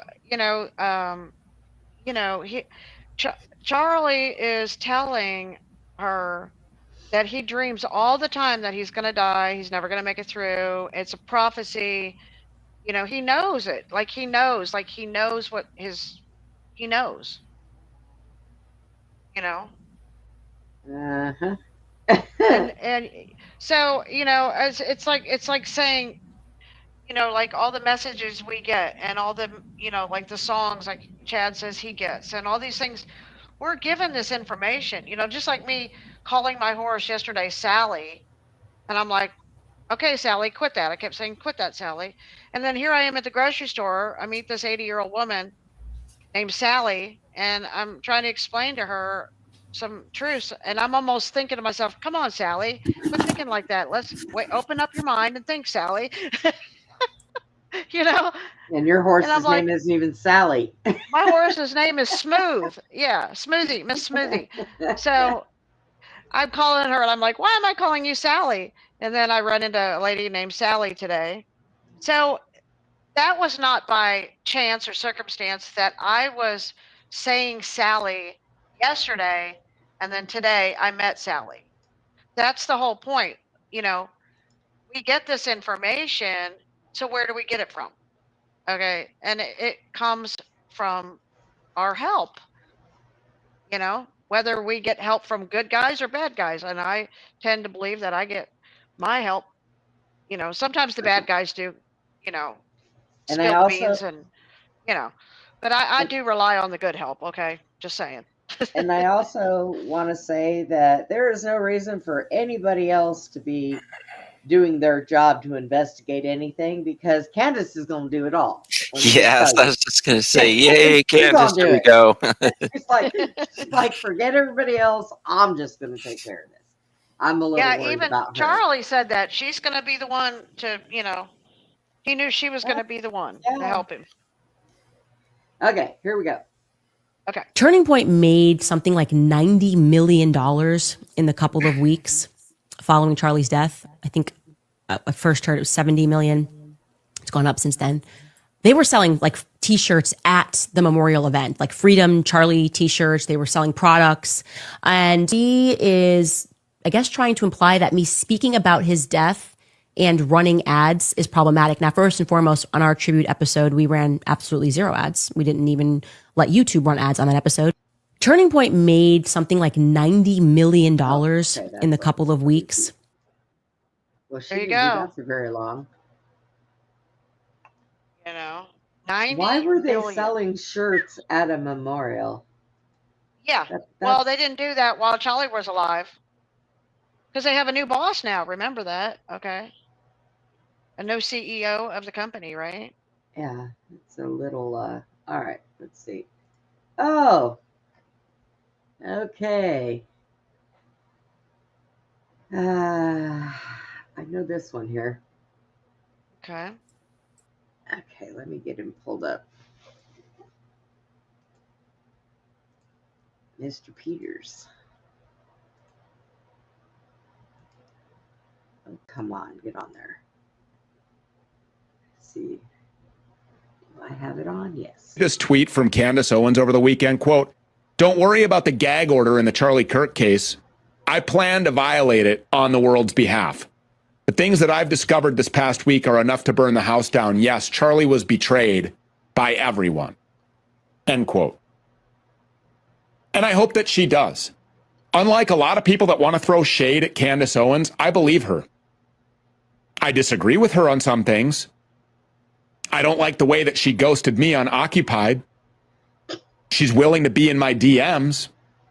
She doesn't want to come publicly and associate or affiliate with me because I guess I'm just too toxic.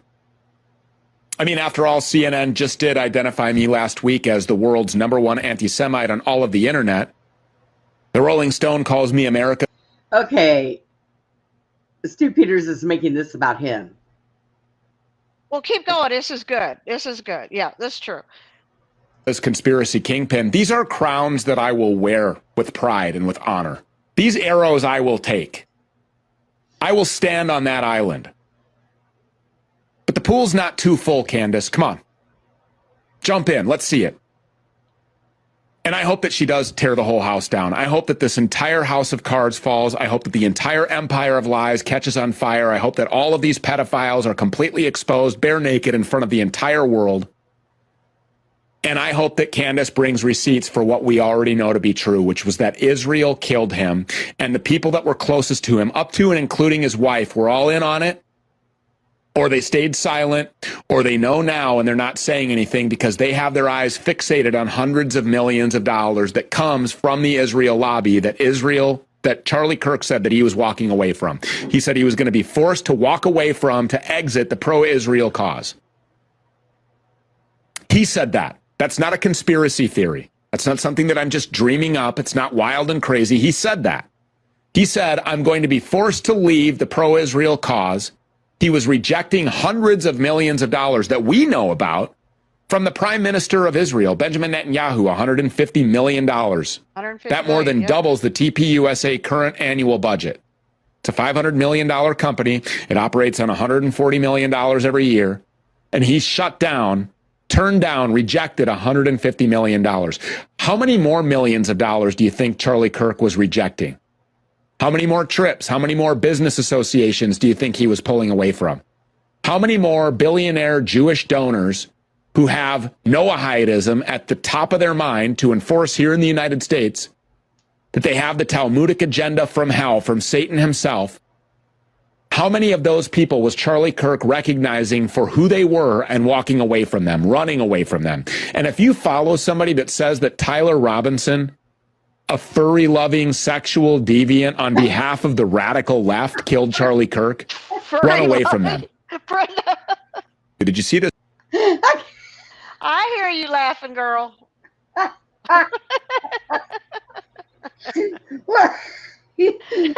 Well then, Stu. Wow. Furry loving. Yeah, you know, you talk about those furry critters running around. Yeah. Oh my God. Jeez. That made you laugh, huh? I just can't believe that fell out of his mouth. But, well, then again, no, I've watched some of Stu Peters' stuff, and yeah, I guess I can. I can't believe it. I can't believe All right, that let's falls out of continue. his mouth. Okay. Oh, Lord. Goodness me, oh my. Well then.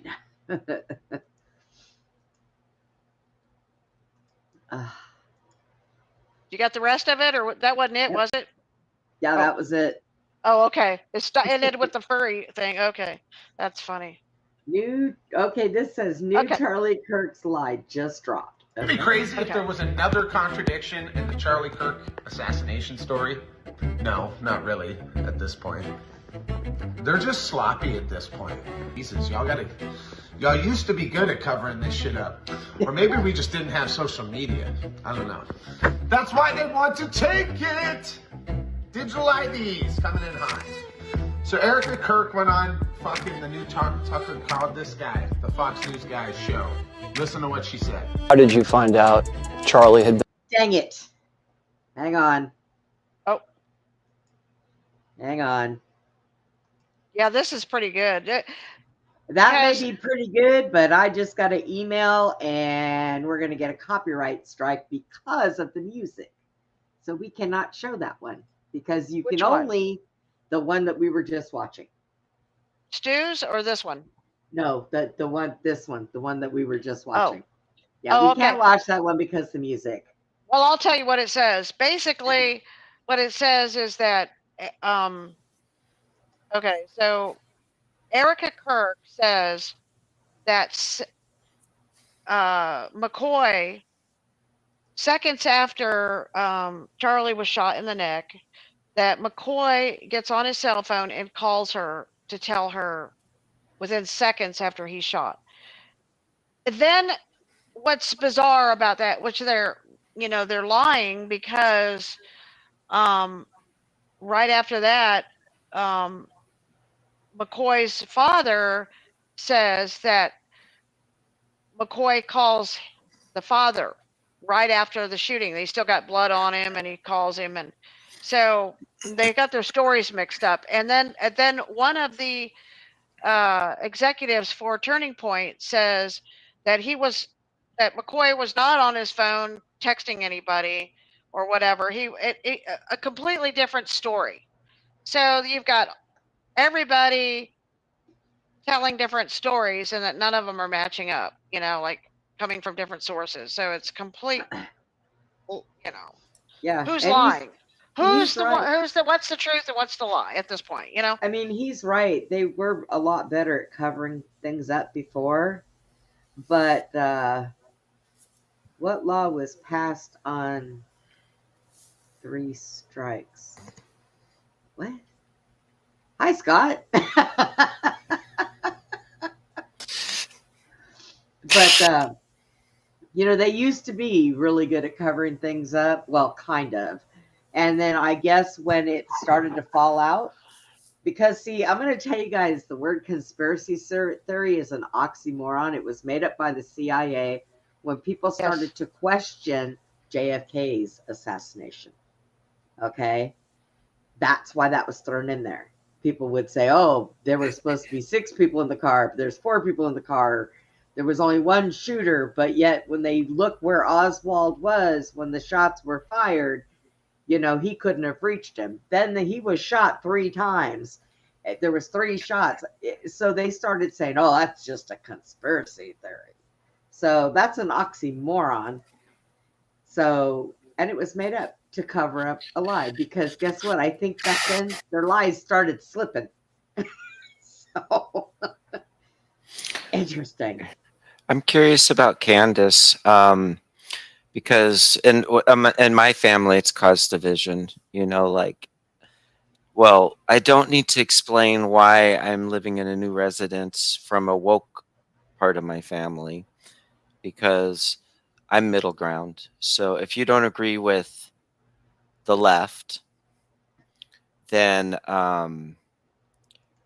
it's an issue.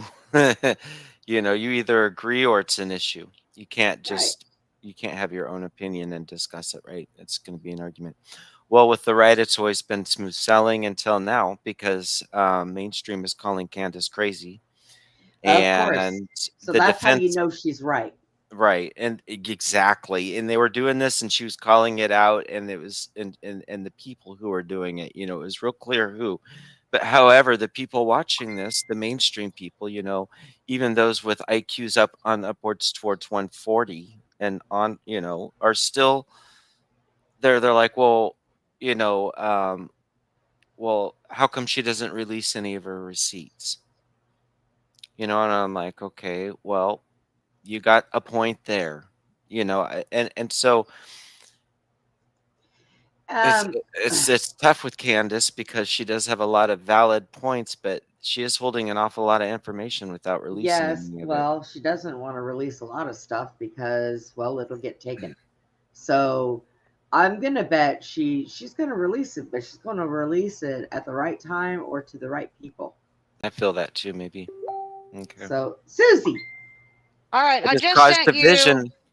I just sent you some Candace stuff. Go ahead. What, Chad? Yeah, that's I just want to say that it's caused division in my family again on the right side, because I was told, well, I guess that's something we're not going to discuss. Not, okay, we'll agree to disagree. Yeah. But because their mind is so set from their mainstream, well, I guess that's something we won't discuss then, because you're one of those people that believe in that crazy person. Scott, I couldn't tell you. She showed up someplace in hot, tight, black leather pants. Who does this right after her husband dies? I don't know. But anyways, so we're going to play this one. Very dear friend and his wife. Check it. Now watch this. Very dear friend. She's talking about J.D. Vance, and his she's wife. all happy, and his wife, and then she makes this ugly face when she says his wife. You see that? Did. Okay, that was very bitchy there, Erica. I'll have to admit to that. Okay. Yeah. Man, I mean, you couldn't hide that. And his wife. And then she's like, ugh, and her eyes roll in her head, kind of like, God. I was like, Okay. whoa. Let me play this one. I got to get through these, guys. We can't be on all night long. Brenda's dying. Sure you can. No, really, I cannot. Okay, ready? Okay. Kirk just accidentally exposed TPUSA for lying. How did you find out Charlie had been shot? Was at my mom's doctor's appointment. I put my phone down and it was on silent, so I had no reason to look back at it. I moved my mom. I went back to grab my phone, and that's when Mikey started calling me. Called me within seconds. She said that Mikey called her within seconds, which does line up with this clip of Mikey McCoy, Charlie Kirk's chief of staff, picking up his phone as soon as Charlie was shot. We talked about this a couple weeks ago and about how bizarre and weird it was, his reaction, not running, not jumping to Charlie's aid, but instead making an immediate phone call, kind of like he knew that things were about to go down. Not saying he did, but that's what it looked like. And this led to the TPUSA folks responding, saying, no, Mikey was actually not on the phone. They're alleging that he was on the phone immediately. He was not. He was taking social videos, which he would send to our group chat, which we would then put on Charlie's social while the event was happening, so you could see like the crowd come in or his interactions. And we were only 2 questions into this event, so he was still getting it out to all the chats he needed to do, which he did at every event. He turns around, and it was so blaringly loud, I'm told. You would know this better than I, but this is what I'm told. It was so blaringly loud, and he was so shell-shocked, he put his fingers in his ear, but his phone was still in his hand. Okay, so now we have 2 different sides of the story. Erica says that Mikey called her within seconds, but Andrew Colvett here says that Mikey was not on his phone, but rather just putting his hands up to cover his ears from the loud noise. And others said that Erica and the kids were there. So she was at the doctor's office, she claims. Yeah. So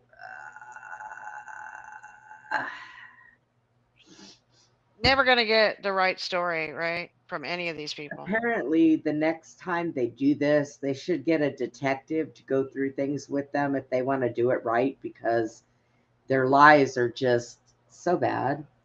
Some may see this as a small detail, a potential small lie, but what I'll say to that is people who tell small lies also tend to tell bigger lies at some point. So Mikey, we're going to want to see that call log. Did Erica... We're going to want to see that call log.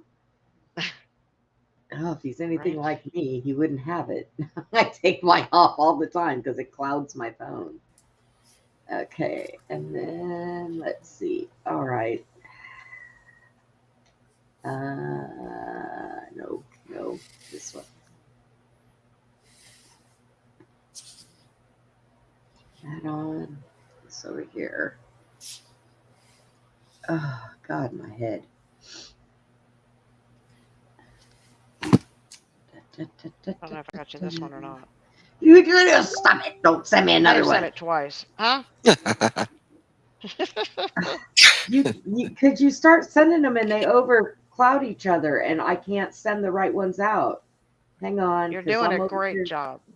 Let me see. That one, this guy, this one. This is the one I'm supposed to have up. Okay. Okay. Let's see.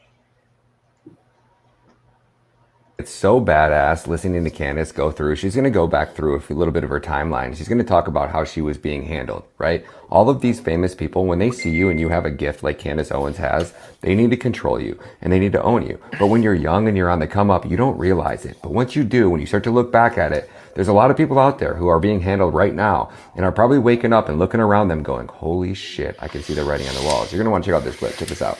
Amal writes, I hate to be morbid, but God truly saved you by removing you from DW. I'm so grateful that you're in a most port by God Almighty. And I think and almost, I don't know what that says. It was a dark time, but in hindsight, it's clearly what was happening. Amal, I think it all started with Kanye tweeting me. I think handlers were sent out to manage, to first and foremost break apart me and Charlie, and then to manage us. And I'll speak more about that this week, but I spoke to my husband about it, and I see it so clearly now what happened. And those messages between me and Charlie leading up to that week that he tweeted us. It was actually Scott Adams says, who did a video that I'll never forget when that happened. And he said that like ripped a hole through the universe, this tweet, and it was never supposed to happen. I'm going to dig that up, find it, and speak more about what my experience was, where I do genuinely believe that handlers were sent out. And I got lucky that I had this overwhelming spiritual feeling that I needed to go to the UK. And I met my husband. I think I was actually saved by finding my husband, which was not accounted for. Joshua Steves writes, Tyler Robinson appearing in court today via Zoom without having to show his face surely isn't helping any of the theories out there. It's good to have you back. Yeah. Yeah. Like, I mean, come on. They're like, it's like 9 on a boo-boo at this point. But don't worry. I'm sure no one at Turning Point will think that's weird. They're just like, it's open, it's closed. And we're so happy that that one lone shooter who got Charlie is being caught. These people just have no shame. Nobody here has any shame. And that's a problem. Even I'm going to tell you something else too. It said the kid had a 30-06. Being shot like that by a 30-06 would have taken Charlie's head off. Because you shoot a deer with a 30-06 and it'll take their head off. Number one.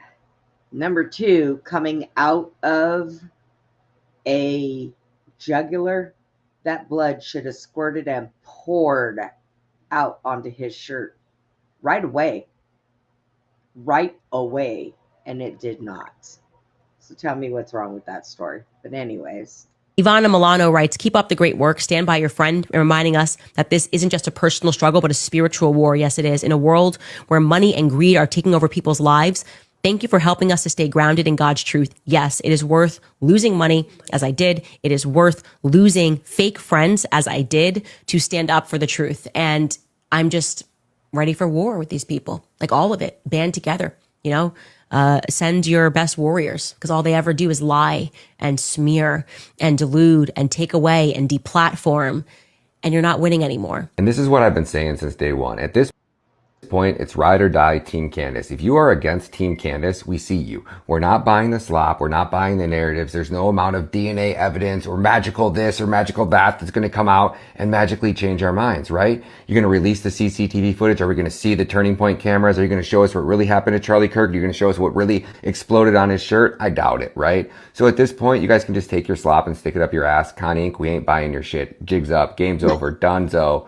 You wanted war, you got war. And we're on Team Candace. I just want to say it's so badass.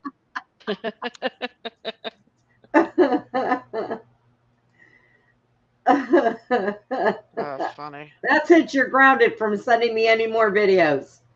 Okay. I think there's another one in there for you. No, you stop it. Okay. All right. Okay. Let's see. There he is. Everybody, I want to introduce you to Mr. Aleister Crowley. Yeah, it's on YouTube. Nobody is going to stop me from investigating what happened to Charlie Kirk, because it feels to me that this is a conspiracy, a federal level conspiracy. And it's doing better numbers than any of the shows on cable news. It's phenomenal. Those of you who think that you are going to replace Charlie Kirk, kings are born. You don't just get to depose and tell us that we're going to follow this individual. I'm one of the Masons of Turning Point USA. They created a monster with her. When they fired her from the Daily Wire, they created a monster. I've been through a lot of media attacks. This is another level. There's a thirst there that I've never seen. They sure did. She can't be stopped. Yeah. Oh, no. I also am inspired by Elon Musk. So different from me, and we probably have very little in common, and yet in this weird way, his fight for freedom, what he did for Twitter, there are no words to illustrate what that actually meant in terms of the global conversation. He is a hero. There's no stopping Candace at Because this she's point. hitting all the third rails that no one wants to touch.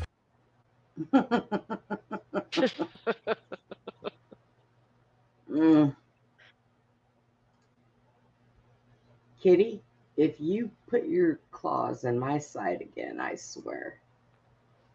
I think the other one I sent to you is on the airplane one, the last one.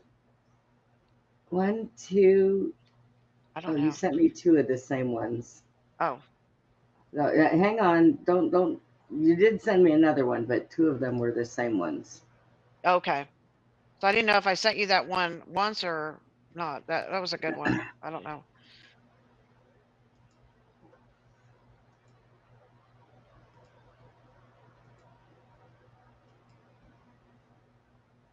Is Erica dating yet? Oh, I bet she is. Oh my God.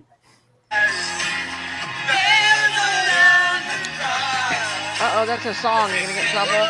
Yes, dang it. Okay. Okay. Okay, next. Stop sending me things with music in it, Suzy. Hey, I didn't know. Next time I'll pay more attention. Hey, we stopped it before I had 2 seconds, you know. Yeah, let's see. I'm gonna listen to these first. Okay.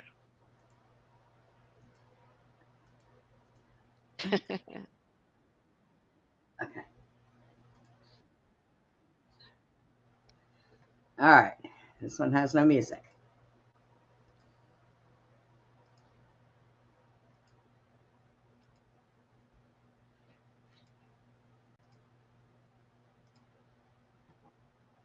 Right there's a psychological operation.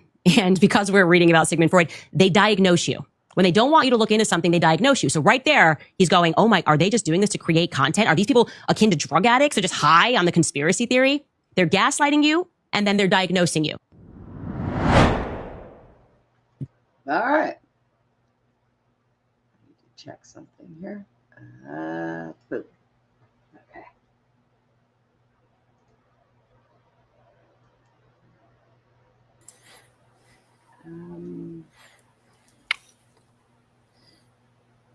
I have not deep dived into Sigmund Freud yet, but there's a lot of interesting things to him. Sigmund Freud? Yeah. Yeah. Okay. Back on it. Every time I Trying go to get to the do one with the something. airplane? Huh? Every time I go to do something.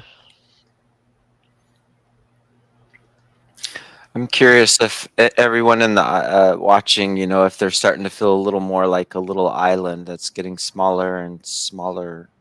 You know, hopefully you feel like you found some of your family here, you know, in this sense. You know, I know blood is thicker than water, but it's just we're in those interesting times where everything is so divided right now, right down That to is this. true. It's like the left was obviously divided from the right, but now the right's now dividing, and she's being called crazy for this. So Yeah. Right? Hey, I've been called and worse. my parents said, you know, that my folks said, they were just like, well, we don't listen to that crap. And I'm like, excuse me, crap. What? And so I posted on my Facebook the other day when she had the #1 podcast in the world. I believe that gentleman just got done saying that she's even beating most mainstream Yeah. viewers. Yeah. Viewership. Yep. Okay. Then on February 14th, our plane departs back for Cairo. And this time, BTT departs Cairo. On March 29th, BTT, our yellow plane, departs Egypt again, and it comes back to Wichita, Kansas. It lands at 2:19 p.m. in Wichita, Kansas. And guess who was in Kansas that week? I mean, it's just incredible. It is incredible. Ooh. Charlie Kirk was speaking at the University of Kansas, okay, on April 3rd. So let me know when you get uncomfortable and you realize these are not coincidences, okay? This is a conspiracy. This plane is following Turning Point USA Faith and Charlie Kirk or Charlie Kirk, by the way. And then on February 14th. Oh, so she was putting out the putting out the plane receipt. the plane that everybody was talking about that took off right after Charlie was shot. Yeah. Okay. Oh, I'm over here looking through it. Is that was that the end of it? Or yes. No. Yes, it was. Okay. So yeah, she's saying it's not a coincidence. It really is connected. Yeah. Yeah. I mean, you know, and she brings the text, she brings the evidence, she brings everything forward, you know, so she's backing up everything she's saying, you know, with evidence, which is a whole lot more than what all these other people are doing. Right. Like, okay, so if McCoy was really talking to whoever, let's see your phone records, dude. You know, show us the time of your call, who you were talking to. Let's look at your phone. You know? Let's see if you were on it or not on it. Haha, you know? We don't believe anything they say anymore unless they can, you know, because they're all lying, you know? Well, it's You like know, right now they're spreading something around saying that JD Vance is gay. Is he? But I mean, is he? No. Well, hey, sure. I'm just saying, you For know, I sure. mean, what do you think, Chad? Is he? I would say yes if Erica Kirk's a dude. No. I mean, that Just wouldn't saying. be why, but I mean, a lot of people are gay, so I mean, I'm you the know. wrong one to ask. I have a hard time telling. But he is an Okay. actor, right? He is an actor. Yeah. Okay. Playing the Central part of casting. JD Vance now, right? Because Erica looks a little different.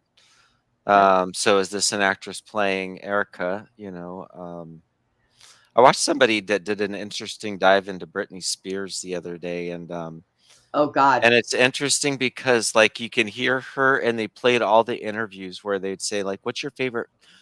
What's your least favorite food? Steak. If I eat any kind of red meat, I have an upset stomach for like 3 days."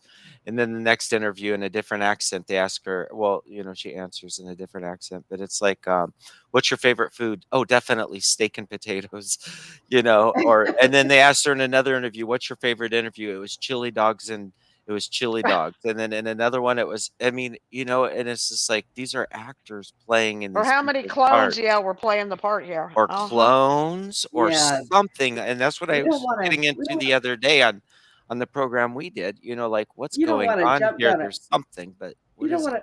to. You don't want to jump down a rabbit hole of Britney Spears because that kind of goes Yeah. and comes out You'll of never the get out of air that and then hole. You'll be goes like Alice again. in And Wonderland. Yeah. yeah, that girl there, she's had issues all of her life. I mean, it's just But I also think it's an actor playing her part now, like well, a lot of times they Probably. you know what, I'm going to tell you. Okay, if you were a famous actor or you were a musician, you had millions of dollars, and people would say, "Oh God, we haven't seen so and so in so long," Well, and you didn't really want to be in public. Would you not? Would you not hire somebody that could go out in public and be around people, and you would just be sitting at home in your house, nice cool air conditioning, not worrying about shit? I would. I would. well, what if, she has multiple personalities or schizophrenia? She has many multiple, you know, beings living inside of her one body. So one day that one, George, he likes hot dogs. Sam, he likes steaks. Tom likes potatoes and, eggs or whatever. You know what I mean? That Because you girl don't is know who you're one big. talking to, That right? girl is Who are we one big yeah, talking to? different entity. accents. Yeah, different Yeah, accents. she is Yeah. one big entity. That's all I can say. It's a legion, It's She's like, she's a a legion. mess. We got 1,000, different personalities talking out of one person, so we never know who we're talking to. Right? Yeah. So that's kind of what Brittany reminds me of. And there's a lot of people like that, Brittany is a mess. Brittany's a mess. Look at Linda McGillis over here in Marietta, Texas. She's her walk-in. She's the sun god Ra, right? And he's a walk-in. He walked into her and Linda, and Linda talks like a man. I mean, talks like a man, and and he says, "Well, Linda died, and I walked in. I'm Ra. I'm a man. You know." So I mean, we never know anymore who we're talking to. I was going to bring up something also. In one face of Erica Kirk when she cries for makeup runs, but however, in the really public places, and she could have very expensive makeup that doesn't I was gonna say run, she but might have when that you're wiping it, $500 non-run mascara or some crap. yeah, but still, I have some of that, and I use it. And when my eyes water and I go to dab them and wipe them, it'll still make it come off. But hers never moves. Her makeup is like perfect. Like, okay, so who are you this time? is there a mask? Because they have masks that are made with makeup that are perfect. Yeah, that's a good theory. So, well, she always just kind of leans over and just kind of Yeah. taps her eye or something. yeah, well, And and then just I one seen a eye thing. right there. Then I seen I a don't know. I thing heard one that podcaster on saying that that she she's was got putting something to make her cry. Yep. stuff to make her cry in her eyes. Yep. I think so too. Behind the stage, I think I saw that. Put a little Yeah, onion but in there or something, you know. I mean, there can be there can be You so can't many. trust these people anymore, You Chad, can't trust Brenda. You just anybody. There's can't. just so much stuff going on. We found Oh my God. 200 victims. Oh, Garth Brooks, what have you done? Didn't we come up with something that Garth Brooks is a serial killer, but he is somebody else? Wayne Gacy or something, the clown killer. I don't know if Oh my God. Here we go back to the Nephilim clown again. The clown killer, or something. But with Garth Brooks, I think the rumor is like there's missing boys in every town he's lived in. Every concert he's done, right? Every concert he's done. It's kind of with Stephen King too. But then again, Suzy, were there ever rodeos when he was in those concerts at the same places? Right? There's bodies just Dun, found dun, in somebody dun. else's yard. There's bodies found where? In somebody else's yard. I just saw it. I'll let it come back to me today. I just saw it. But these people have, look. Well, Benjamin we talk Franklin's about obviously, but when you have that much money, you can buy whatever ticket out of trouble you want when you pay them enough money. Yeah. And somebody is doing a thing about Stranger Things. Was the real inside the Montauk Project? Well, no kidding, buddy. We all know that. Come up with something new, would you? What? About Stranger Things, because it was made after the real Montauk Project. And it was. And I said, no kidding, buddy. I just seen it. He's running a thing on it. He put it out 2 days ago. That's old news. Think again, because we already know that. We already know that. You're a little late. Should have been listening to my show when it first started. I just fell down this rabbit hole. No, you tripped over everybody else's. Yeah. Tripped over everybody else's rabbit hole. So I don't know if anybody, look, I didn't get to finish watching Abe's show last night or being on Abe's show last night. So anybody that's from Abe's show that's here, do you guys know if he thought if he was going to go live tonight? Because I don't want to run into his, because we do have, yeah, well, we do have quite a few people that watch over here that go to his show too. So Scott would know. I don't know if Scott wasn't in there last night when I was in there. So I don't know. After my internet went and I said, oh, that's a sign. Brenda's got to go to bed. God says, woman, I am knocking out your internet. Would you please go get some sleep? So what do y'all think about all this Charlie Kirk stuff? I mean, I think our government's a bunch of liars. I think all a big cover-up. I think they're really getting bad at faking people's deaths. I really think they're getting bad at... What about Cash Patel saying, hey, Charlie, I'll see you in Valhalla? Like, how did that even fit into any of this, scenario?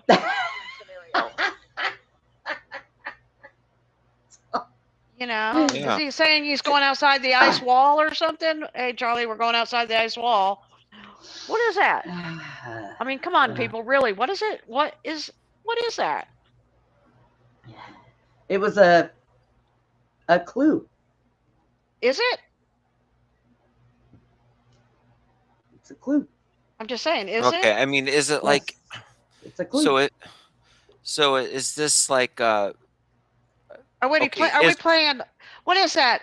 Is that the, you go to the castle and you find out who done it, and you get the clue. With the candlestick, yeah. Yeah.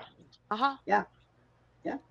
Is that what they're playing with the audience? It's a game. Everything is a clue.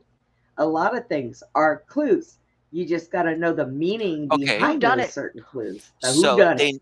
they needed us to go along with the Israeli narrative to go in that No, direction. I Clearly, want you to listen to two things. Okay. that's why Yes, else would it have been done? Because he was going to speak out against it, hang and on. so that's why they Because took him out.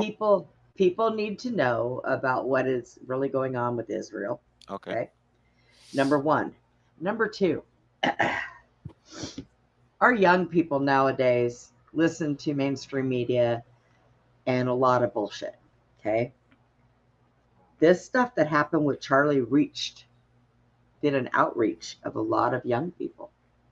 And now they have switched sides and they're thinking logically. Wait a minute. Charlie was up to something. Something happened to him because of this, because of something. So it's making them think. And that is exactly what needs to happen. Well, that's definitely what they didn't want people to think, but I'm just saying. The bad people didn't. It has that effect on them. But the good people did. And it opened up a lot of young people's eyes, and now they're starting to question things, which is what they should have been doing in the beginning. But because of school indoctrination, they don't do it. On a good day, let's just, okay, we're just on a good day. Let's just say, wouldn't it be nice if Valhalla was outside the ice wall and it was really a real continent and Charlie got to go there, get away from all these crazy MFs, okay? Well, I will tell That's you what I'm wherever. saying. If he did, but why did they do this? Why did they take him out? To do this. It was because he was going to lose his life. A lot of times when they do that, it's for safety. But the It's only not that. safety It's not issue he that would have I know had that would have that's been anything. But Israel, right? Yeah. it would be nice if that were the case, like the lion laying down with the lamb, because now the lion doesn't eat the lamb anymore. Because clearly people are acting, right? We know everybody's playing parts and there's actors playing their parts. Also a very real war going on. Like Yes, between but the it is powers up between good there. and evil. Yes, it is between good and evil. That is the war. We have been in war, you guys. I'm telling you right now, it's been there. It has been there. But right now it looks like the good It's did been there something since evil. 2015. That's what I feel like. Right now it looks like the good did something evil is the way it's going to be perceived. There's no other Chad, way how to you study a lot of the resets, and you know a lot about the history, covering up, resetting, rebuilding, hiding all that information. And in that book of the War of the Lords, right, of Jehovah, he talks all about how all these different gods came in, like Osiris and all these, and they would destroy whole cities, all the libraries, all the books, change all the religions, and reset everything. It's all in that. It's recorded in that book about how many times that they did this over and over again, and they would have to take out whole cities because the whole cities knew the truth, and they couldn't have that go. The truth be carried on. You know what I mean? Mm-hmm. Yeah. So they're always trying to cover it up. They're always trying to keep the truth from everybody. So that they can rule over with their evil powers or whatever. These evil political agendas. Yeah. I mean, it would be so nice to say that we could live in a world where there would always be peace and people would always be happy and things would just be great. It would be nice to say that. But unfortunately, it's kind of like how some of these people they sell their soul for fame and fortune, but there comes a consequence for it. And they don't think about what that consequence is when they're doing it. They never think ahead. Well, they believe they're gonna win in the end. That's why. Yeah, well, that's because they also should believe Satan's a liar. That's what he does. That's what he does best. That is absolutely what he does best. He is the father of lies. Yeah, it's like a lot of these people hold all the secrets and they hold all the information, so they think they're smarter than everybody else, you know? Well, and I mean, sometimes, yeah, yes, they like they've had a long time to perfect it. That's why, and they've handed it down from generations. Yeah. You know, George H.W. Bush handed it down to Bush, who handed it to everybody else. So I mean, it's all family lines and family bloodlines, and who can keep the secret and who wants to do the evil deeds, and you know, I mean, that's what it comes down to. Mm-hmm. I heard his twins are pretty dark. Who? The Bushes. Oh, yeah, you know. So was Daddy. But like you said, So it gets passed down, and there's the twins. That's the last generation, from what I know of. And Oh, okay. I'll yeah. tell you maybe afterwards. Yeah, because that was information from Penny. Oh, right. What Penny time we Bradley. got right now? 10:37. Okay. So does anybody have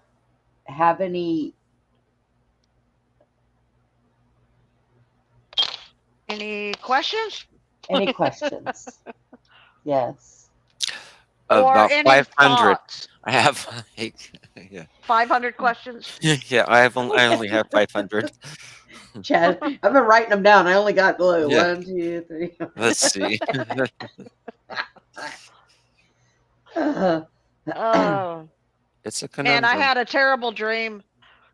Brenda, didn't I? Chad, I had this dream. It was about 3 nights ago. It was awful. It was like I was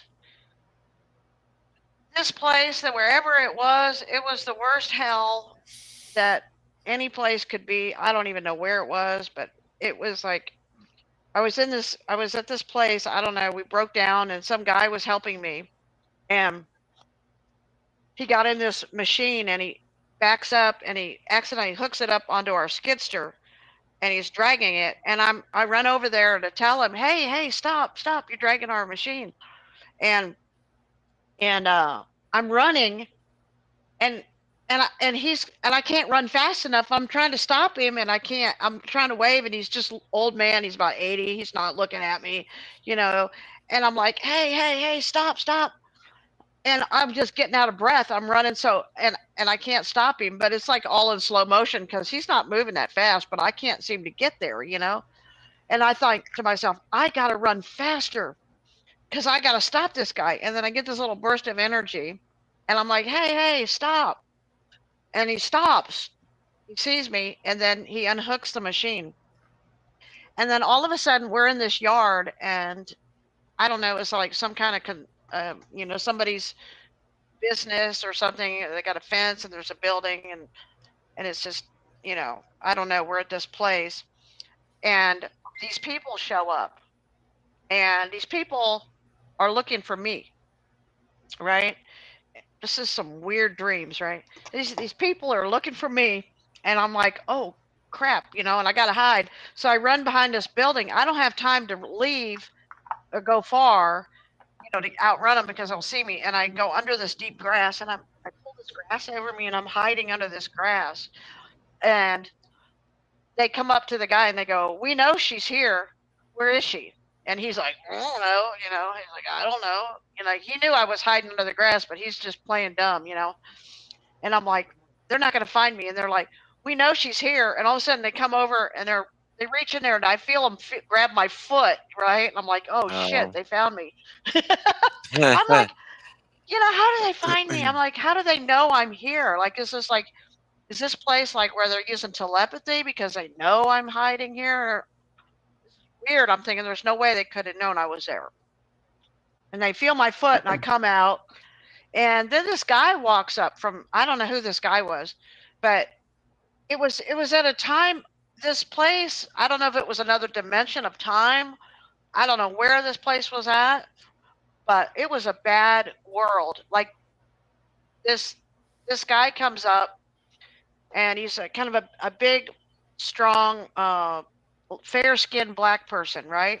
And I don't know him, but I know him in the dream. Like I know him, and he's my friend. He's like my good friend. And I reach over and I go, "Hey," and I grab his hand like that, like, "Hey, it's my buddy, right?"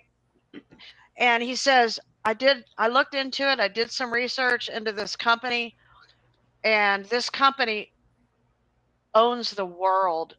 He was like looking into some corruption within this one company. He said, it turns out this company owns the entire world. He says, it's a lot worse than what we thought. And these are like vampire type, pedophile type, murderers type, Yeah. you know. And he's like, they own the world. I believe And that. he said they will not allow any human being to be a free thinker. You cannot think for yourself. You have to fall into line, and you have to do what they tell you, when they tell you, how they tell you. And because I am a free thinker, he said, they came to kill you.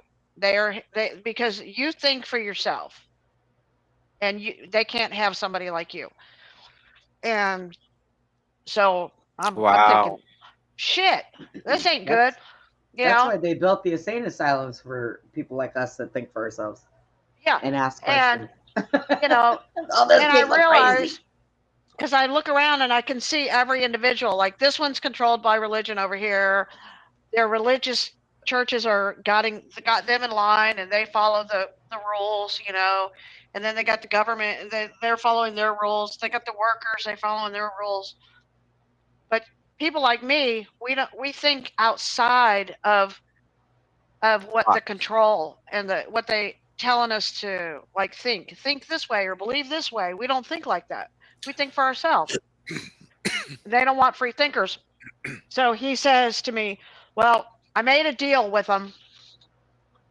You know, he said I had a talk with them, and they're going to let you live. And I was like, gee, thank God you have friends in high places, right? And so I walk away from there, but I lost everything. Like in the dream, I had no home, nowhere to go. And so I start walking, and I'm like, it's like they give me my life, but I have nothing. Like I can't fit into this society of this world, because in order to have everything, you have to do what they do or conform to what they do or whatever. And I can't, and I'm not like that. I'm not going to be controlled by these people. So now I just have to be a wanderer on the earth. So then I wake up and I'm like, well, I did wake up. I went from that dream, I went from there to this restaurant. And I go into this restaurant, and there's two people in the restaurant. There's a woman and a man. And I go inside the man, like a spirit, you know. I go into the man, and the woman, they're talking, and the guy's really nice. So, but he doesn't know how to communicate with this girl very well. So I start saying witty, funny things to the girl throughout. Like I help him, and she just falls in love, and they're like, "We're getting married." And then I go to this other table, and now there's another couple sitting there, and they're really good couple, right? And there's a guy sitting there, and I go inside the girl this time, and then I help her, you know, and then they decide, and then I wake up after that, and I'm like, okay, that was weird. No That wonder was why a you different slept so long experience than the today. others. Yeah. Huh? That was Yeah. a little bit of a different dream than the others. Yes, it was. But because the other one was, it was horrible. Like, it was like, I thought that world would be like living in where you had higher ups that had all the money, that they had so much control over everybody that they pick and choose who lives or dies in their society. You know, what a scary world that would become Yeah. if it got to And that point. and it could have been a parallel universe. It could be a possible timeline that's floating out there. You know, who knows what we were, Yeah. you know, what you could have been seeing there. But one thing that I did notice is that, you know, was consistent with us all, and that's what I was saying earlier, is that we're divergent. Um, naturally, you know, like that movie just says, divergent. And that's why I asked everybody earlier if they feel like an island where the ocean's either getting bigger or you're getting smaller, because as Right. we learn more and more truth, it's just kind of like, oh, wow, who do you even talk out to anymore? We have each other, and that's great. Yeah, in that dream, I was alone, you know. It was like the whole world, everybody was Wow. part of the program but me, Wow. you know. And my And friend, he so, wasn't part of it either. Huh? and what's interesting is I think I was listening to a program earlier that says communism works for like a population of 500 or less, in a commune situation where you have walls and you're living inside, then a communistic or communism, I can't think of it, the word, system works. So, um, Marxism, communist, yeah. but the Yeah. way they could make it work with Karl a larger Marx, yeah. population is with the AI, and the mind control and different things like that. So I don't know. We'll see what kind of world we're heading into. Because yeah, you're Oh, right. It would be very scary to be in that kind of world because they decide what everything. yeah. Where you Watch work, what you 1984. do, where do you go to church? Yeah. You know, they tell you what to think, what to believe. You know, it's like, let's just say you go to a certain denomination of church. That denomination tells you what, in order to belong to that organization and to have them as friends, you have to believe what they believe. You have to follow their rules, and you can't go to the other church down the road because they have a different doctrine. So you can't be friends with them over there if you're because they're not Mhm. like you and they're not like us. You know.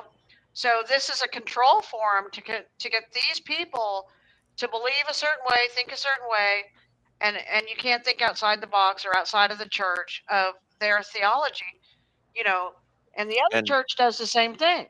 So you and have, we would be the defectors. We'd be the ones that would be running. So yeah, the divergence. That's why you're having that dream. yeah, It's either a parallel universe or a possible reality, and you're seeing a realistic scenario that's pretty scary. yeah, it was really scary. And I'm If they kind were of high using that they could still see telepathy, me. yeah, use snow in your head, I heard. Use snow, or think of a television screen that's all fuzzy with snow or something, so they can't read your thoughts. Right? You do what now? You said, what about the snow? Imagine snow covering everything, or just like the snow on the screen of a television screen so they can't read your thoughts. I think that's Okay. one way to neutralize it. Easier said than done, but you can do it. You can sit there and just think of snow, or if you're hiding in that haystack and you find yourself in that situation. Yeah, hiding in the grass, and they still knew I was in there. Yeah, Yeah, that's funny. I hope not, man. I've had weird dreams too, so yeah, let's hope we don't go there. Yeah, that was a very bizarre dream. I thought, damn, that's about the most depressing dream ever, man. I'm like, seriously, to think that the whole world is being mind controlled, you know, and I'm the oddball running around out here like a wanderer because I'm not thinking like them, you know. I can think for myself. I don't have to be told what to believe or what to think, you know. I can make those choices, you know. And they were like, "Yep, we can't have free thinkers around here." Oh, but we'll let you slide this time, you know. Okay. Jeez.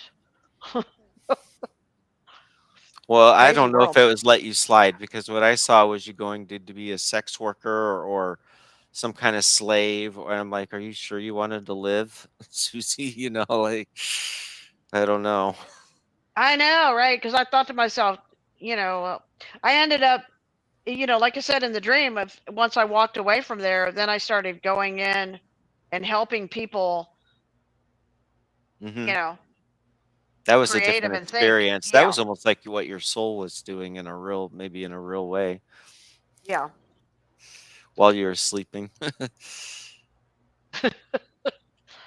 I'm I like, was sometimes just I'm like, listening God, to I don't Matt. want to dream. I just want to sleep. Give me some just time Oh, off, you wow. know? I was just listening to Matthew McConaughey. Oh, wow. Talking about gun control. Talking about what? Gun control. Okay, this is somebody that's from Texas. Get your actor butt to California. That's where you belong. You don't Does he belong think here. we should have gun control or something? He doesn't. He said, because he brought up the Uvalde shooting, and because that's where he was from, and that's where he learned first how to handle a BB gun, and then he graduated to a shotgun, but he said this is also where I learned how to respect those weapons and safety. And yes, that is what you do. Well, if you got rid of the guns from the public, you'd have to make all the police and military get rid of every gun and weapon to be equal, because it has to be a fair. That no, that don't make it equal, because the thing of it is, but the thing of it is, every man for himself. Nope, almighty pin, the almighty pin of the government, and that's what they want. That's why they want our guns, so they can bully people like they do in Australia, like they do in other countries where people are not allowed to have weapons. But see, obviously that doesn't work, because here's the deal: if you don't have a gun, you're going to get a knife. If you don't have a knife, you're going to get a baseball bat. Either way, people are bad. People are bad. People do bad things. But what I mean, Brenda, is like his theology of thinking is so bad. Is what I mean. Is if everybody in God's eyes is equal, male, female, says that God doesn't. There's no difference between male or female. All are equal in the eyes of God, right? Okay. Right. So that means everybody, whether you're a citizen or a policeman, no one should carry guns. If one can't carry, the other can't carry. That's my point. The whole world should also get rid of bombs, IEDs, nuclear weapons. But he doesn't mean that. See what I mean? What he means is let the poor little guys not have any protection and give the militant and the bad guys all the weapons. Yeah. That's my point. He's not saying get rid of all guns. He's just saying take it away from the people who are trying to defend themselves. That's what he's saying. And that's another thing. If they were to try to pull our weapons, that does not stop bad people from getting them and using them on people that can't defend themselves. Well, of course not, because people who do illegal things carry illegal guns. But of course. But that's what I'm saying. That kind of thinking is kind of stinking. That kind of thinking is about as sissified as they come. He needs to just take his little tight wrinkled jeans on his non-butt. Like he hasn't thought this thing through. California. Well, look, I'm just saying they should know better. I mean, his dad was in the CIA, Charles Harrelson, okay? Yep. Government, military people, okay? They all had weapons, okay? Yep. So he'd have to apply that to all of them too. I mean, I don't even want to hear it, because like I said, guns don't kill people. People with bad intentions kill people. I've had a gun sitting on my desk for I don't even know how long. It sits here, and it ain't never got up and hurt nobody. But you bet if somebody comes through that front door with ill intentions, it's going to hurt somebody. But see, Brenda, that, like I said, that whole thinking it's not practical or doesn't even make sense.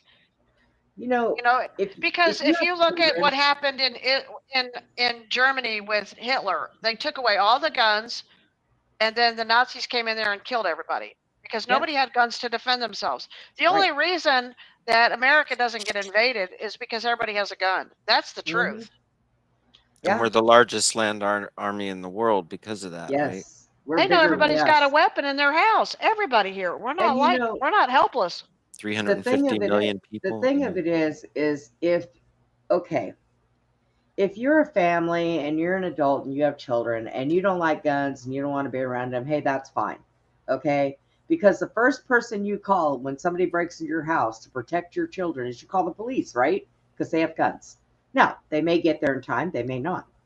But if you are a gun owner and you have children, one of the first things you do is you install into that child This is not a toy. You got to teach them responsibility and safety. You don't just put a gun in a kid's hand and take them out and let them shoot it. No, they have to know about that. They have to know the safety behind it. They need to know what it's really used for. They have to learn to respect that. Okay?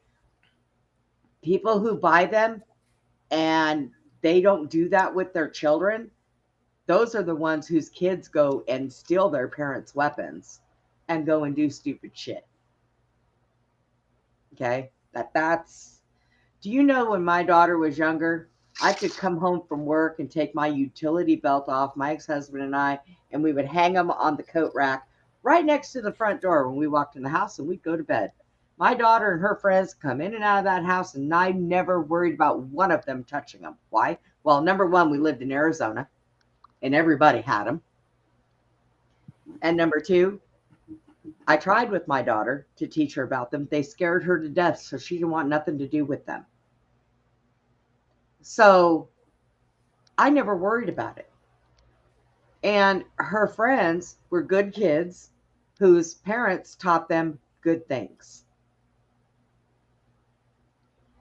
And if you hide them from your children and you lock them up with a key, there's two things that are going to happen. Number one, they're still going to be able to get to them.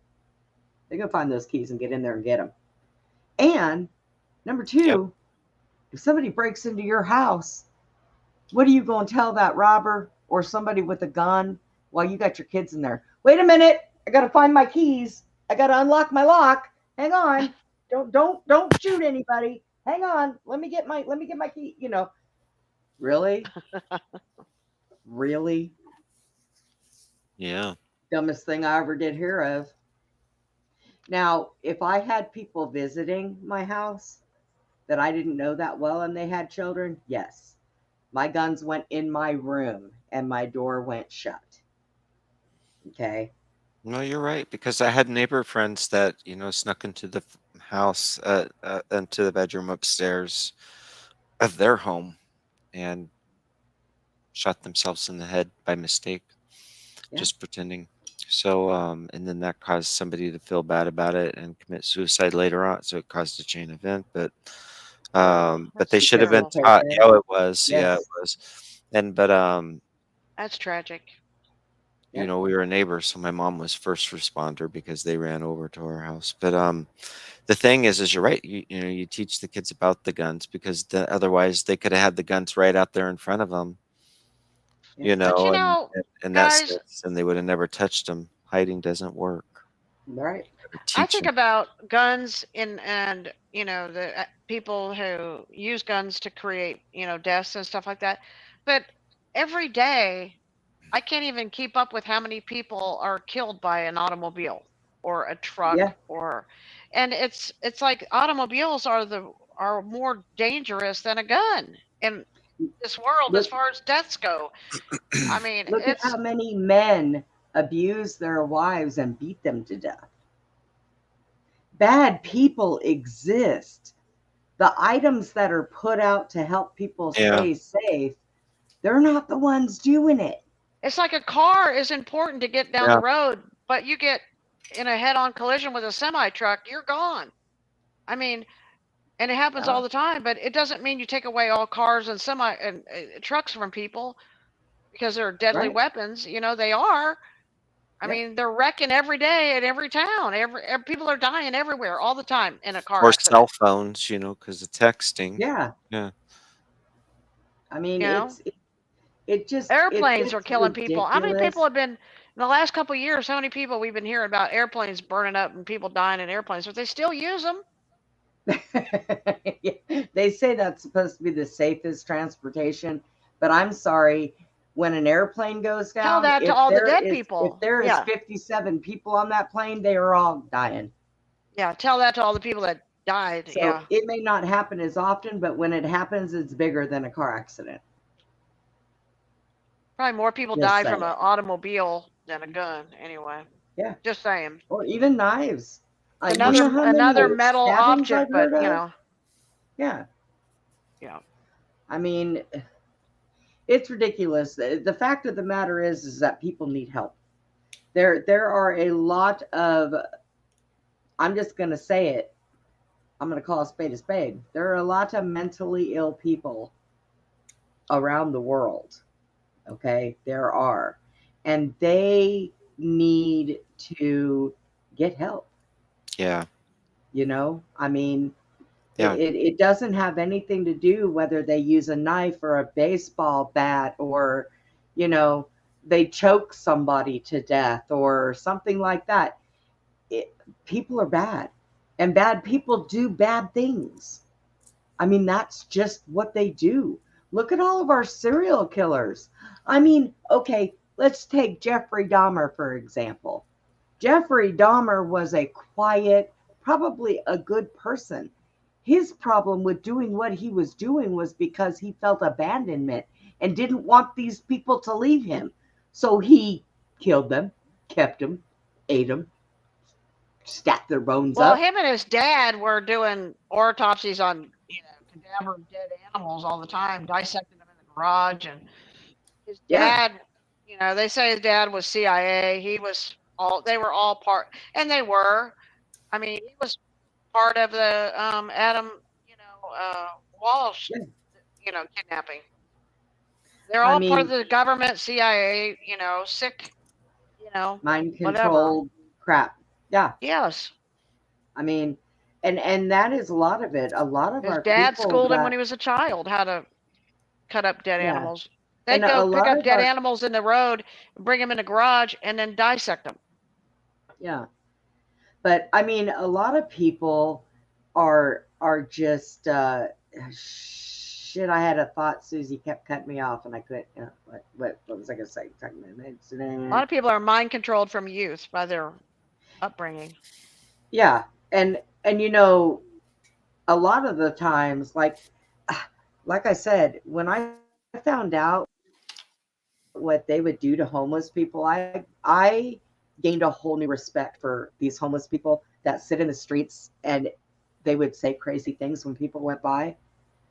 Um, I gained a new respect for them when I found out they were taking homeless people off the streets, taking them to Matad, putting them in these chairs, and experimenting with them with mind shit. And then they would put them back out on the streets. Those people were already screwed up to begin with because a lot of them were from Vietnam or, different things like that. They Abusive were already households. homeless, Yeah. and so they just took them and screwed them up even more. Some of these homeless people that people are afraid of out on the streets, they're like that because they were abused like that. You know, they, what? People are just bad. And people are bad from the highest top of our pyramid all the way down to the bottom. People are just bad. They're bad. You know? I mean, but there are a lot of people that have been bad in the past that have found salvation and become good. Okay? You can always be redeemed for the things that you do. And I do believe that there are quite a few of them that have done it while they were in prison. I mean, Jeffrey Dahmer, when he was there, he didn't deny anything he did. Some of the people that were in the prison with him used to sit there and say he was just the nicest guy, but he was smart and he liked to read and all this stuff. It I think one of them even said that he handed him a Bible one day to sit down and read, and he started reading the Bible. People can be redeemed no matter See, what I they believe, do. Brenda, that's a good point because I actually believe that salvation is available for anyone. And it doesn't matter who that one is or how bad their crimes or sins or life or past was or present or whatever. It doesn't even matter if they're the son of Satan himself, because in the Gnostic story about Yaldabaoth, his son Sabaoth or like Zeus and the little Zeus, right? They called it. Um, he was the son of Satan, and he heard the truth about Christ and everything, and rejected his father. It said the Satan, and chose to follow the good, and he was redeemed, and he started his road of salvation. So even Now, the I son of do Satan believe, found salvation with God. You right, know. but I do believe that the ones that have the hardest time are the ones that do bad things to very small children. Children when they're still virtuous. I'm not talking about Well, teenagers. I'm talking about those ones that don't know right from wrong because they're too young. So I think it's kind of like I was thinking the other day that like well, they have to want it first of all. So yes, it's yes, available to them, but they have to want it. And Has to be a the trick choice. with Yeah. them wanting to want it is some of them are just psychopaths. They're just like yeah, they got the perversion yep. and And they yeah, not only have to want it, once they take it, Step away, repent, and walk in a they different have to direction. walk in Yeah. a different light. That's right. whereas like Jeffrey Dahmer wasn't really aware of what he was doing or why he did it, right? I think that Jeffrey It's was MKU. the high. I think he Yeah, was I think that, so. but I also Yeah. think that by doing that to him, I think that he He was was schooled from a quite a child. Yeah. bit autistic, and by Mm. doing that stuff to him, it confused him even more. I'm not condoning anything that he did. Don't anybody get me wrong there. I'm really not. Yeah, But right. I think that with his case, like he wasn't like per se. What was the other one? Marilyn Manson, Ted Charlie. Bundy. Oh yeah. Ted Bundy was just an evil, sadistic fuck. I'm just gonna tell you that's it. But with Jeffrey, I think that his issues were something different completely. And by putting him in an MK Ultra setting and being groomed and being, all this other stuff, I think that really messed him up to where I think that if he met somebody that actually loved him and cared for him and stayed with him, where he had a relationship with that person, I think that everything he did would have stopped. He was just afraid of being alone. He didn't want to be alone because the guy was tortured and God only knows what else happened to him. Yeah. So, and that was his big thing. He didn't want to be alone. Now, had I known him, I would have told him to get a dog. Get a dog. You will never be alone. You won't even be able to go to the bathroom alone. Just get a dog. But, I mean, sometimes people deal with what they're dealt with, in whatever way they want to do it, right, wrong, or indifferent. And it's a sad case. But, nowadays, I know back when I was younger, yeah, you had your occasional kidnapping here and there that you heard of, but it wasn't so blatant like it is now, where you have 30, 40, 60 kids come up missing all at once. And where'd they go? They were just on a bus. Where'd they go? It wasn't that bad. Like you heard of one or two here that came up missing walking from here or there, but Yeah. not like now. Now they're just blatant about it. They just get out there and they just, we're just going to steal this whole bus full of people. Because it's only going to be on the news for a couple of days. So Yeah. And then that's why they got rid of the back in the day when they had kids' pictures on the milk cartons. milk cartons. They got rid of those because the milk cartons went all over the world. Okay? So you would spot somebody's kid in Germany that got stolen from America because of the milk carton. They couldn't have that. They had to get rid of Beginning of those. the internet. Yeah. The milk carton. Yeah. And now they can't get away with a whole lot of stuff without people being nosy about it because we do have this thing called the internet. And the internet's forever, people. Gets on Yeah. there, it's there. And we have people like NSA. Do you think that they don't listen to every freaking show that goes out? They do. If they know that we figured something out, they're like, oh, those people are smart. But if not, and we're on the right direction, they're laughing their asses off. But, I mean, you can't do, like I said earlier, why are people watching stupid, disgusting things and videos on the internet? You're being watched. And you can bet your butt if you got kitty porn on your computer, they know. And you'll get caught. Or just even general porn, because this is what was it? Okay, there's something that was just purchased by somebody, and I think it was Israel. I don't know, but they're going to be spying. Okay, what it does is allow them. It's some kind of app, but it allows them access to everything on your phone. So basically, what they can do is watch you in real time and see everything you're looking at, every Google search that you have, and use it against you as personally for blackmail. Yep. You know, on an individual basis, not like you're just anybody important, but just like you're. There were things that small time. I was looking into one time.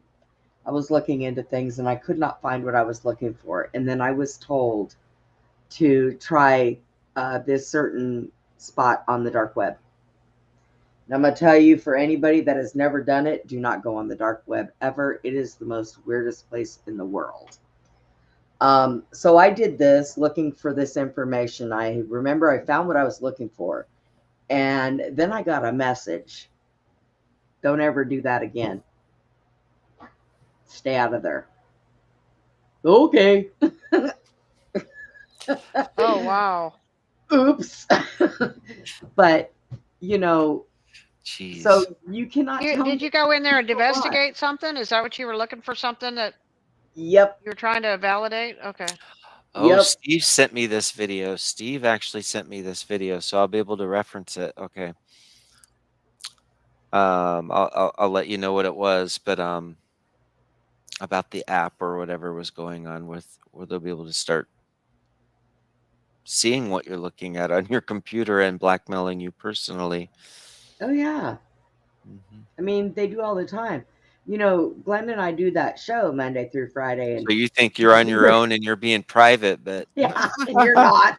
Yeah, I don't care what no. you're doing. You're not private. Nothing is private on the internet. I don't care. It's not. On your TV, the whole 9 yards. Like I said, I crack myself up because, my TV stays on 24/7. So I hope these people get a good raise, because when I go and take a shower, because my bathroom is so small and I have my walker in there to get to my wheelchair, I have to come out in the living room to get dressed. So my little hefty fat butt will come in here butt naked and think, ha, ha, ha, ha, y'all have to look at this shit. I don't envy your job, buddy. Brenda, you're too funny. I mean, it's just one of those things. I mean, they're going to look, they're going to spy, they're going to do whatever they can. They have technology where they can sit outside your car and they can see and hear everything you're doing through your walls. Yeah. I mean, you don't have privacy. I don't care wherever you go. You don't have privacy, period. You might as well just throw that shit in the trash because you don't have it. That's like me in my dream. I'm hiding under the grass and they can still see me and know I'm there and hear me. Right. Like, what the hell? Yeah, it don't matter where you go. Yeah. Or maybe it was you, Suzy, that sent me that video. Did it sound familiar? Which one? The country that's like using something to track our information, but not just our information like out of our wallet, but like what your Google Yes, I sent searching. that to you. Yeah. You did send it to me. Okay. That's Yeah. I knew I just watched it today. Okay. Yeah, that's a good one, huh? That was a good one. Kind of scary though. Yes. Oh. Yeah. So I mean, nothing's private, nothing's personal. I used to sit there and think when I was younger, girls, when you first start growing up, you're kind of like, cover yourself with a towel or do this and that. And I figured out when I got pregnant with my daughter, nothing is private ever once you have a baby. You might as well just forget that. Forget it. They can try with all their might to try to cover you up, but when you're sitting there pushing a baby out and somebody opens the door that goes into the hallway and everybody's walking by, forget it. There goes your privacy. I mean, yeah, you don't get a lot of privacy in hospitals or prisons, right? Yeah. Joan, what interesting. I did not know of her professional background. Whose professional background, hun? But yeah, I mean, it's just there's no privacy. Mm-mm.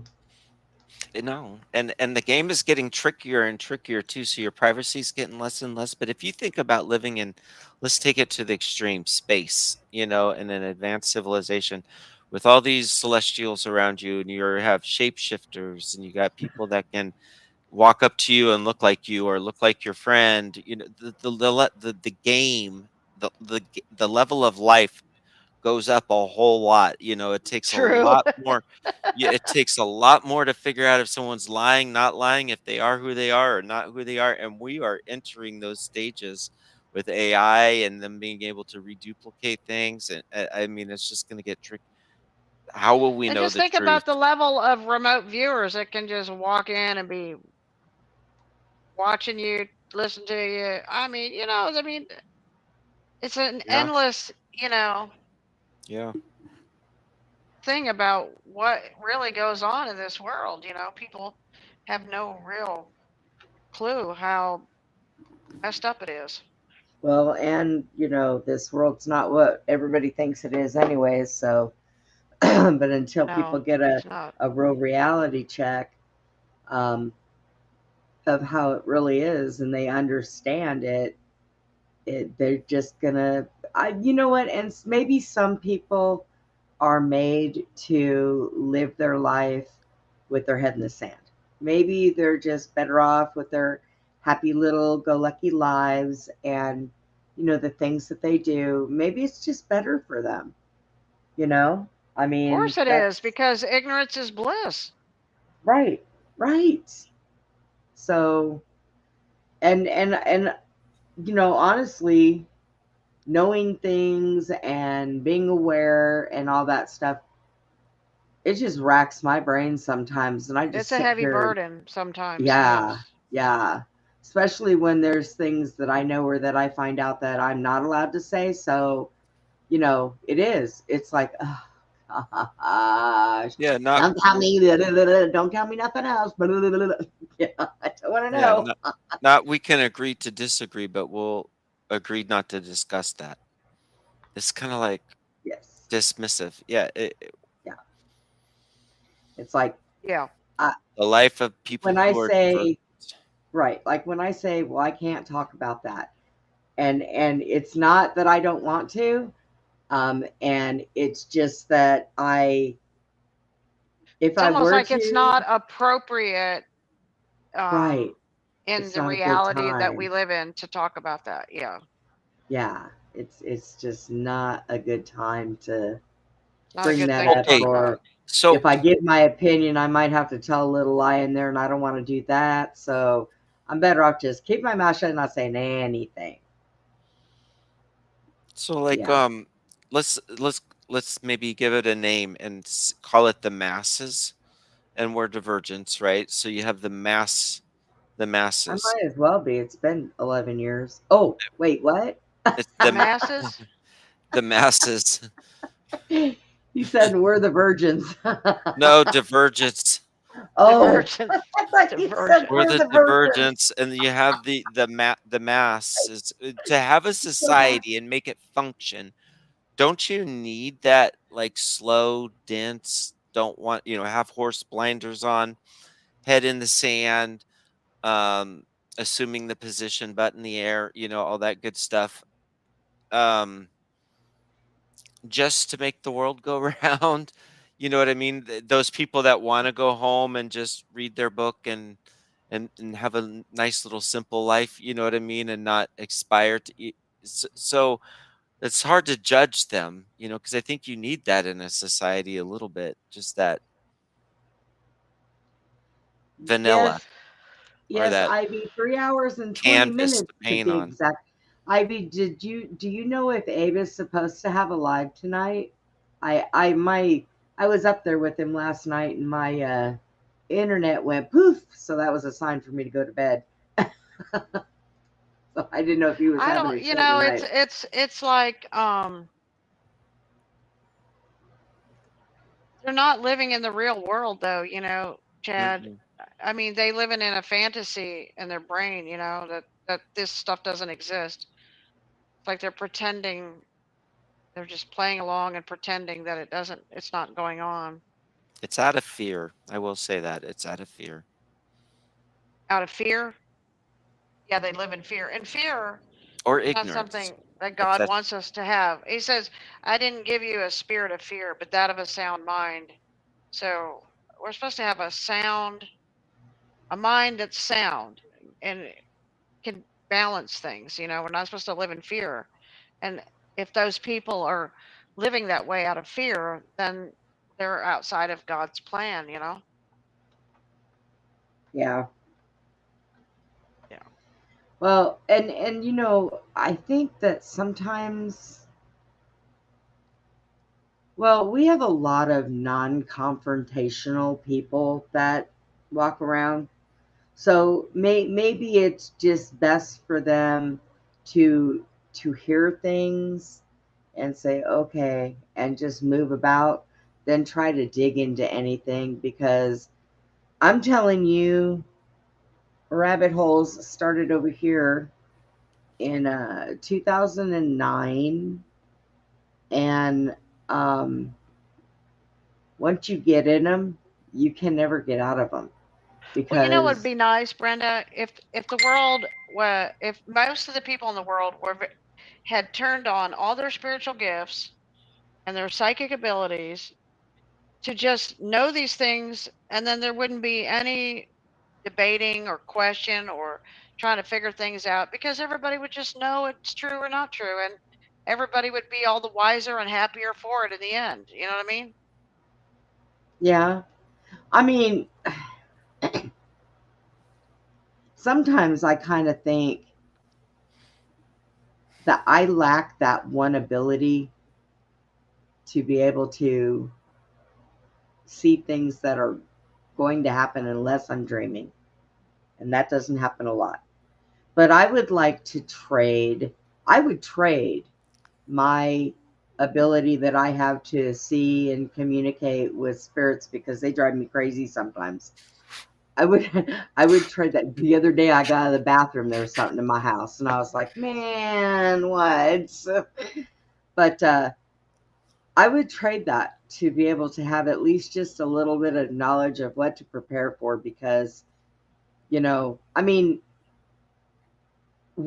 Jack and I were preppers. I've got, you would not believe, even down to the solar radio, the AM FM radio that you can do solar and all that stuff. But so I'm always prepared for something. But I would just like to know, I guess, that there's a nice big bright light at the end of the tunnel. When all the crap is done, when all the bullshit stops, are there going to be flying cars? Are people going to be friendly? Are people going to be not backstabbing each other? And, give us a reason Blowing up to children get, yeah. give us a reason to not have to have weapons.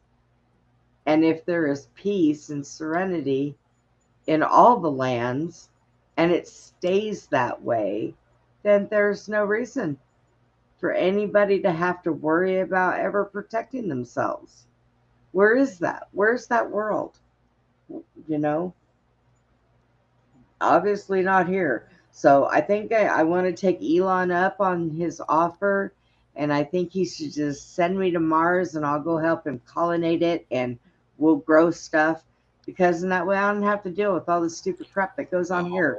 And you know how it is, though. Once you get to Mars, you'll just want to go to Jupiter. Maybe. Mars is like apparently Mars is a planet that got nuked pretty bad, so it's like a desert. I was watching a history It's not channel even a from planet. Mars. I think it's just a land outside the ice wall Right. that we can I was access that's in pretty bad shape, basically. I was watching this thing on the history on one of the history channels, and they brought up this thing about Mars, that Mars, underneath its surface, it has water like our oceans. It has everything we had. So what they're saying is, what happened was Mars used to be colonnaded like the Earth, and it started to deplete and get bad because of the people on it. So they Well, I think moved what people probably happened here and let that go. what And I'm probably like, happened is it's within our reach to get to Mars. That's why the governments are going to allow certain governments to go there. That's why they're talking about it being a reality that we're going to actually, go to Mars. But I think that what happened on reality, that we're going to jump over the ice landmass wall. was a huge nuclear war that destroyed most Man, of it. But there's water there because it's part of Earth, you know. But it's just they you know they found it a nice place to live outside of like another country to get away from right. whatever. So a lot of apparently elite people want to go there to get away from everybody else. Well, then I have an idea. Why don't we take these elites and they can take their government with us, because They we can have go to smart Mars. people here. We'll just That's let them right. go there and we'll We stay can here. learn how Yeah. to govern ourselves. We'll stay here and flourish, and they can go make their own frickin' money and quit stealing ours and using it for stupid shit. Yeah, they can go That's live what on Mars. happened. Because I do wonder, like, in our truest form, I don't know if I agree that humanity's born evil. I just wonder, because like that Tower of Babel, that the jealous God had to tear down and then they had to divide us and give us languages, because I think in our nature we do unite and we do work for good. It's just always been the setup, the game, the elite or the ones governing us, the evil ones, kind of like causing all this turmoil and things that don't really naturally exist within our community. I don't know. I hope that's what it's like. You know what I mean? Because I understand there's cartels and there's gangs, but I also understand that Well, they poverty can and take different them things with them. there's certain things that caused all those things, and it was by design. So if this hatred that's being generated wasn't being created by design, is it naturally there? I don't know. I don't think so. I hope not. I hope humanity doesn't naturally kill itself I just seen a good question, and or it steal from says, itself. Yeah. who destroyed Tartaria across the planet, and are there Tartarians still alive? I would think probably not, and if they were, they would be like 150 years old, I think. I think I was told, okay, Penny Bradley said there are two of them that are left, I think, if that's what I believe she was referring to. And they're in hiding or something. Or if there is, then it's probably underground in Australia somewhere or something like that. The Anunnaki. Oh. And then Probably underground, something like that. there was something else that I found out about the Great Wall of China. Do you know the Great Wall of China was not built to keep anybody in? You're It right. was built by the Tartarians to keep people out of Tartaria. Wow. And they were conquered. Why? Probably because they didn't have weapons. Oh. But yeah, so after they were conquered, then it became the Great Wall of China. And I thought to myself, well, that's pretty bad. They just stole a wall and renamed it. Yeah. Because they tried to That happens a lot. eliminate everything of Tartaria. You And know? if you dig into the soils of China, don't you find white-skinned, red-haired people? That's what they So, I say. mean, yeah, Nephilim? everything's just been reset and yeah. They keep doing that. I don't think they could get away with doing it this time unless it was something that was done by timeline. Because there are too many of us that are aware of what they've done in the past. And, you know, like every time True. I see a big old hurricane's coming, we're going to get hit. I'm like, oh, here we go. They're going to try to reset us again. I wish they would find a real job instead of sitting on their butts trying to find ways to destroy America and destroy the planet and destroy everything. And quit faking their climate agenda. Yes, people, climate changes every year. That's what happens. It's like, jeez. Somebody told me the other day, oh God, climate change here in Arizona, it's like almost 130. I was out there in the early 2000s, the late 90s, and it was 130. I had heat stroke because of it, because I came from California and didn't know any better. And the stupid me was sitting in a parking lot without my car AC on, waiting on my brother.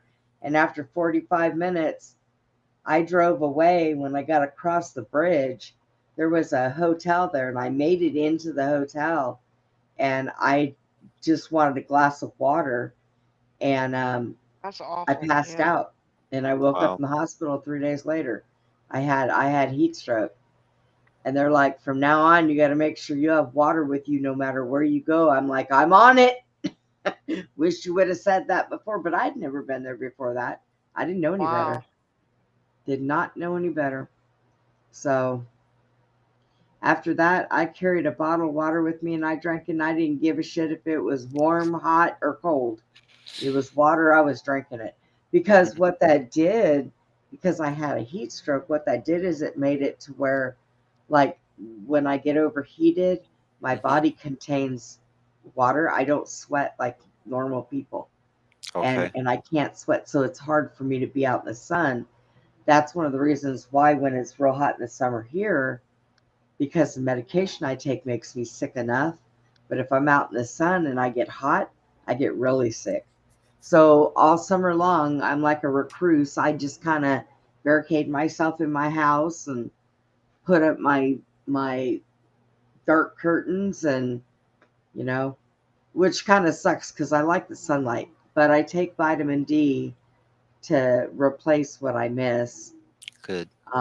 You know, and every now and then I'll open up my curtain a little bit and let some sun in for a little while. But if it starts warming up in here, I have to close it back up. So, but yeah, now I can go out in the sun in the wintertime when it's cooler. As long as there's a breeze and it's cooler, I can be out. I grew up in California. I love the sun. My mom used to call me and my brother both in the summertime her little Hispanic babies, because my skin, if I go sit out in the sun, I might get a real deep red look like a sunburn, but the next day I am so tan it isn't even funny. I mean, I tan real quick. So, you know, I Not me. used to love it. I grew up on the beach, you know, but now I had that heat stroke when I was in Arizona, and it ruined sunbathing for me, period. Messed you up pretty good, huh? Oh yeah. But you So I know, said I can't sleep before when we it's could, hot. before we could even consider global warming and stuff like that, we should talk about weather manipulation. You Yeah, know, right? because Quit playing with that. Get those planes out of the side, out of the sky, from seeding the whatever it's Seeing seeding. the clouds. it's Yeah. been a lot Yeah. less. Have you Okay. noticed? I mean, no Yeah, since the chemtrails since. government shut down, Yeah, it has. It's been there's a been lot. It's been kind of nice.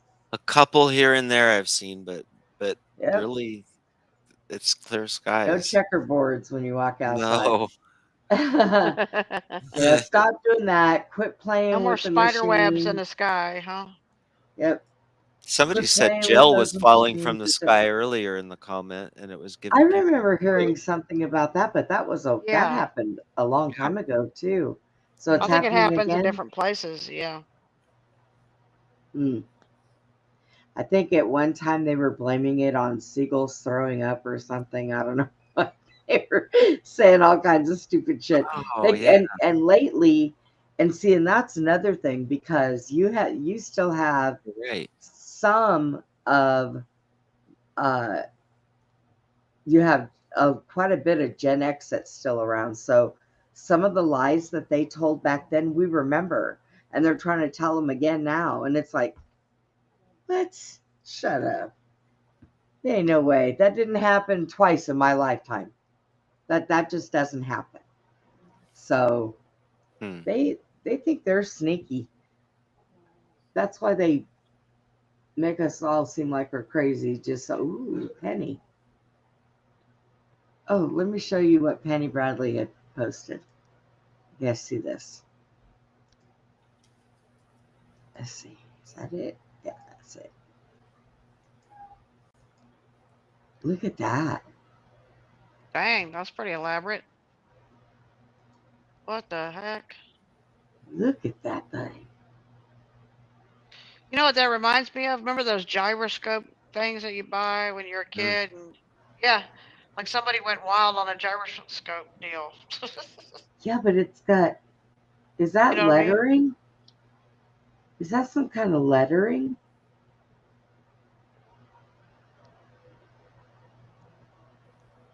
I can look at it better. Those look like letters, but I don't know from what language.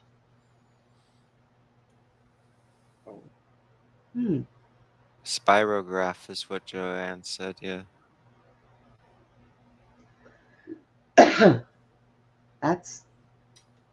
That sure is something else. Like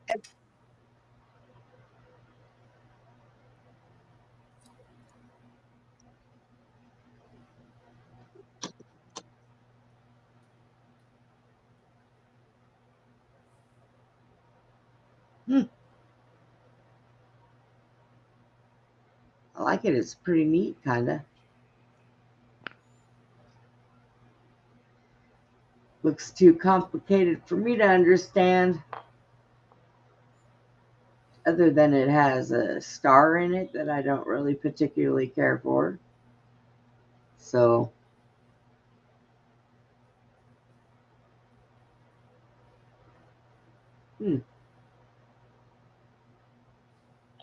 yeah, it's got that triangle inside the triangle again in the middle, like what Ashtar right was there, in. and then it's got That same this Jewish, up that here. Jewish star. Uh-huh. Yeah. Yeah, it's got the Israeli star in the middle. And then the satanic star. And then it's got like, it looks like the Baphomet one on the right. Bunch of symbols, man. And it almost looks like Muslim at the bottom, you know, there's like Muslim type Om or something. Like something, Sanskrit. you know, that, Yeah. something, some other, I don't know what the ones on the left It's are. got a lot of wheels. So here's a thought. What if that I'm not sure what those is are. a drawing of a spaceship? It's got hallways. It's got a main place. You can get to wherever you need to go, no matter what hallway you take. There's just so many sigils and letters and symbols and Yeah. And if you notice, you know what? It's weird. Maybe you have the one big ship, which they're saying that's Israel is in control, and all these other little ships are like all the little gods, all the other little ships around that are like they kind of look like because they look like they're layered. Do you see what I mean? Like some are Yeah. higher than others, bigger than others, more maybe they have more people, more control. Maybe it represents the gods over the different nations, and their ships are represent. These are ships, and their symbols are related to the different peoples.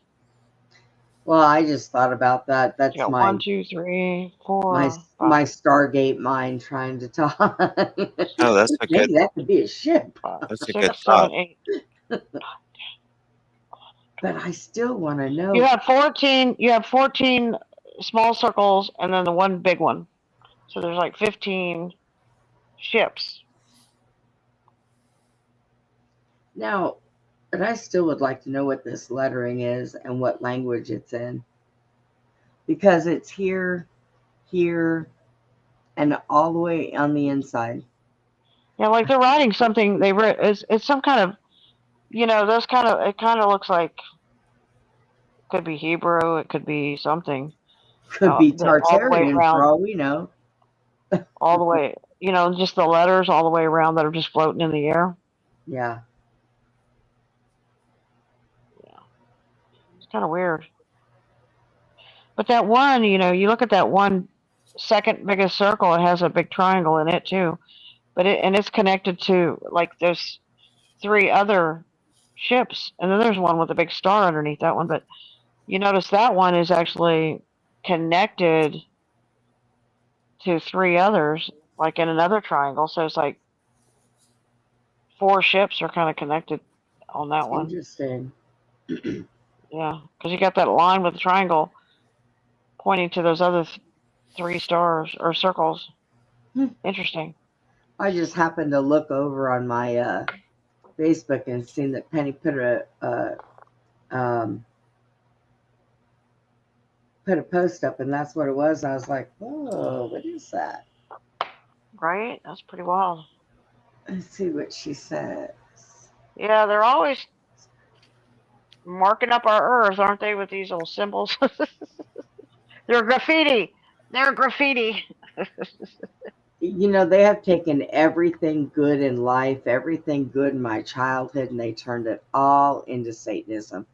They piss me off. I just want to slap them. Wouldn't do any good. Yeah, I know. Santa Claus. Mm-hmm. You mean Satan Claus? Yep. They ruined cartoons, and even the ones that weren't bad. What happened? Cancel culture canceled them. Yeah. They hit everything. You think when you're growing up and you're a young kid, especially when they came out with Disney, Disney was the thing. Kids love Disney, and then you turn around and find out how bad it actually is. Yeah. And you're like, oh, well, I cannot Michael believe Laney, this. the guy that I told you that the Michael Laney, who was the vice president of Walt Disney, he's the guy that tried to shoot me, and Right. and because he was trying to get my ex to murder this girl so he could be with the boyfriend. Okay.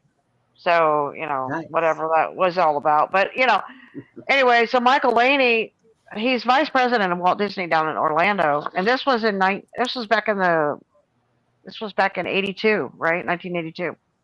So he was responsible, guys, for many, many years of making these really perverted cartoons, movies at Walt Disney. So a lot of these films and these shows, Michael Laney had his hand in putting this stuff in there, like all this nasty stuff in there for the kids to watch.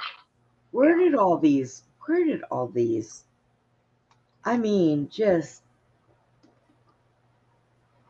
pedos and all that stuff, where did these people come from? Hell. I mean, they just like popped up out of nowhere. Hell. Yeah. I don't know. Like when you listen to those Grimm's fairy tales from way back in the day in Germany, like the original ones, I think it's always been around. Eating children, hunting children. Look at the Pied Piper. The story of the Pied Piper. Steals the children, takes them into underground tunnels, Yep. Jack and the Beanstalk. He always smelled the kids and wanted to eat them. Little Red Riding Hood, yeah. Yeah. God, they ruined everything. Hansel and Gretel. They ruined everything. And you But know those what? were the watered down versions. Like if you read the Yeah. original versions, it's like, what the heck were they But just you know eating what? kids back in those days or something? So, what do we have to turn to now? Okay. They took everything from Yeah. childhood and they screwed it all up. They gave it everything a bad name. You know, well, here, my grandson can't play with this, car from Cars because this happened or this is a symbol or this bad on it. Yeah. What are kids supposed to do now? I mean, just what are they supposed to do? I think that it's how dare they? How dare they put their hands on everything that there is? These people get in And these positions on purpose to do that. yeah, that's true. So, shall we say it's better to let the robots do all the jobs and people stay home with their wealth and they don't do anything? That way they're not getting into none of our industries or anything like that? No, that's not right either.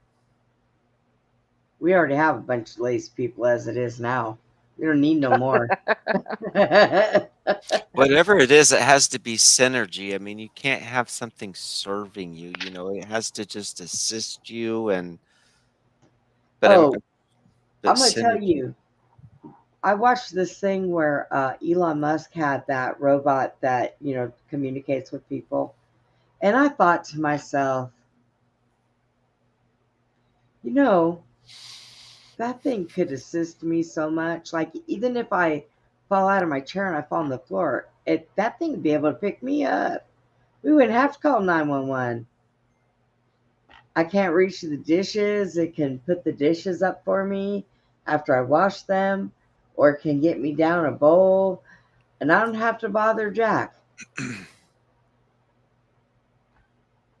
It can dust up high for me. It can There you go. scrub Put the it to good use. toilets. Yeah. Or you I can could put or you that to could good work on use. your psionics Yeah, I and got a try and get flat that tire. bowl from that countertop to your try to get it to There float you to go. you, Brenda.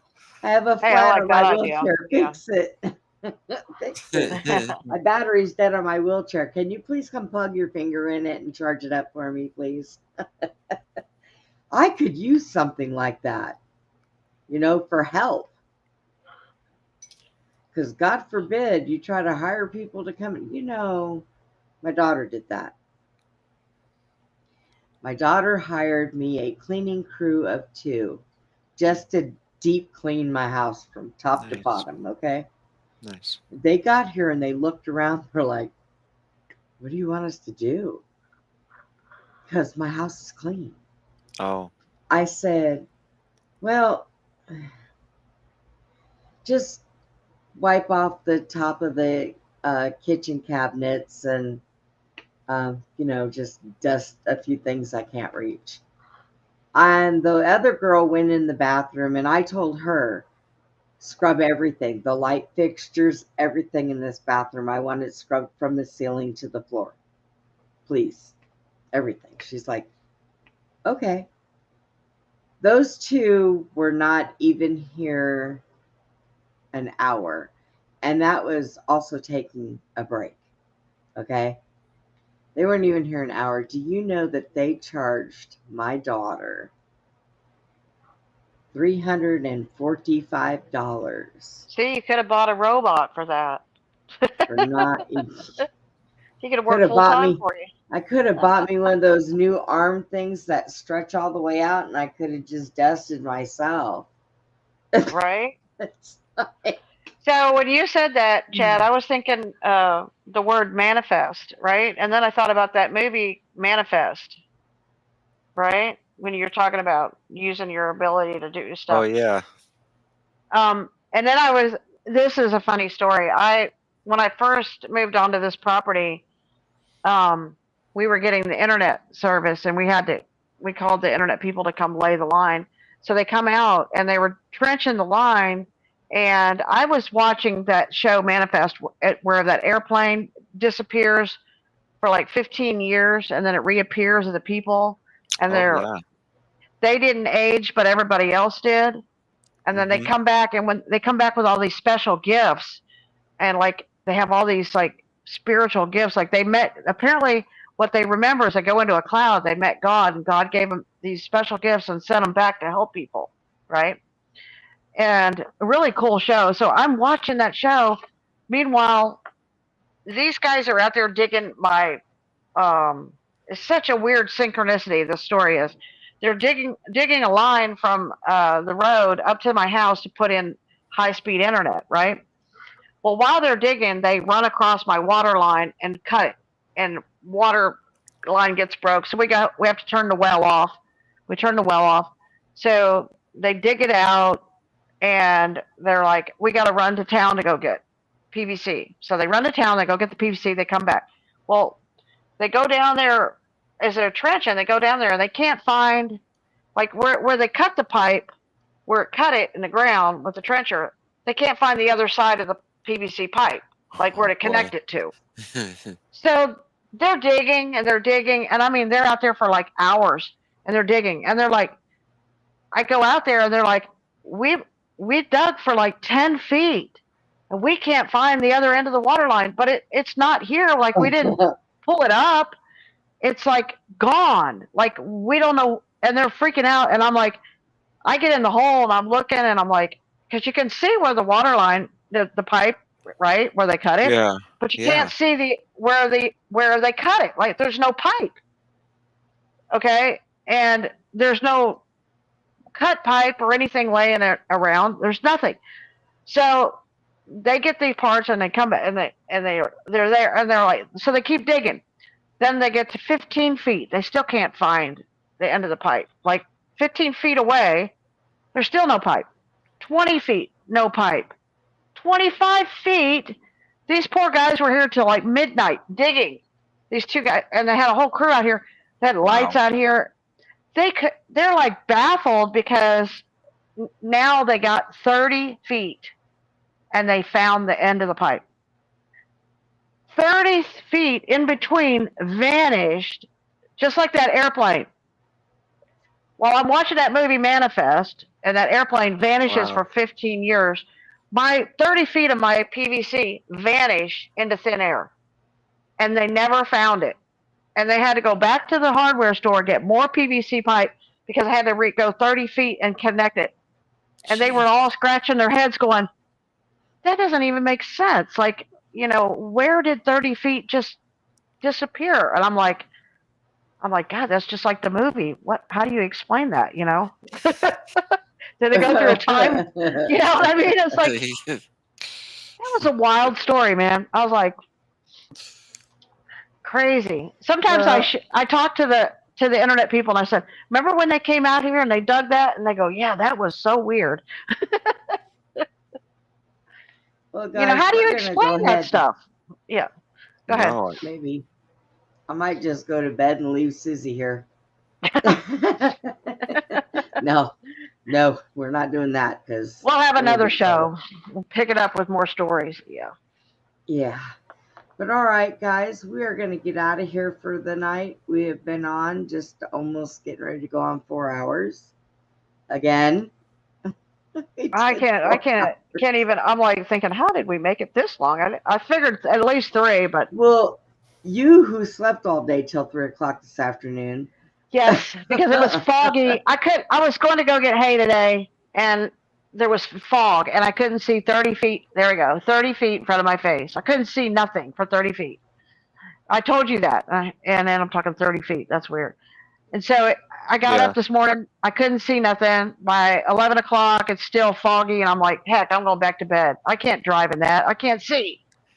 So I just laid there. What am I going to do?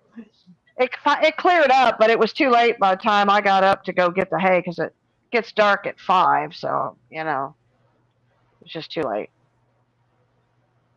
So that's why I slept all day.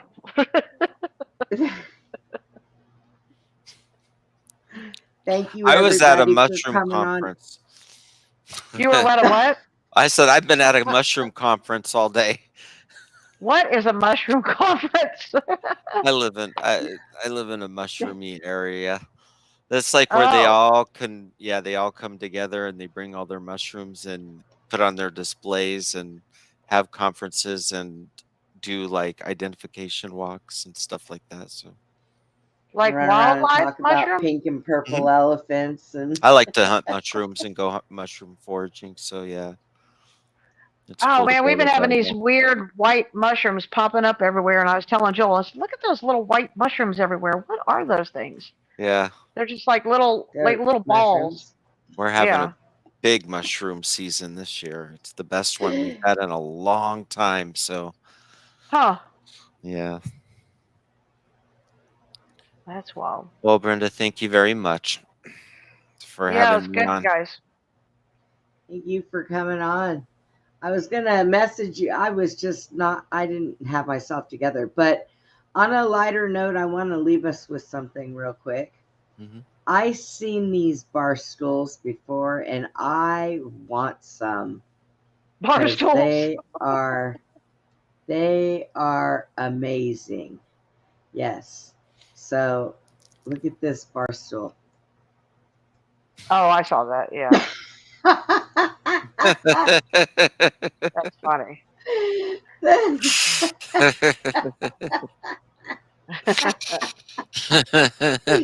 I just had to. That's a good laugh. I know, right? Is that Laura Eisenhower too? Yeah, I saw that earlier. Yep. Yeah, that's funny. I like her. She's crazy. But anyways, all right, guys, we will see you later on. Don't forget to join us during the week, Monday through Friday, 1:00 Central Time. And Steve's been coming up with different times. Like he'll say 6, but then he doesn't start till 7. So did Illinois not fall back with Texas? Because we were on the same time. Good question. And then Yeah, I now don't know. Oh, the I'm time. gonna have to What time? ask What him. time? Well, we have like in Texas right now. It's Good night, it's Brent. 11:58. It's 11:58. It's what I got. Yes, it is. So I don't know what happened What time do there, you but I'm have, gonna have to ask him. Chad? Who? What time, Oh, Chad? Chad's 2 hours behind us. Yeah, I'm at 10 o'clock. Oh. Or 9:58. Okay. Wow. You're welcome, Ivy, Brent. Good night, guys. Thanks for Yeah, tuning guys. in. And we will see you later. And like always, everybody, please be kind to one another. Unless they really deserve to be smacked in the head, then go ahead and do it. We will see you later. Good night, Have a everybody. good night, guys.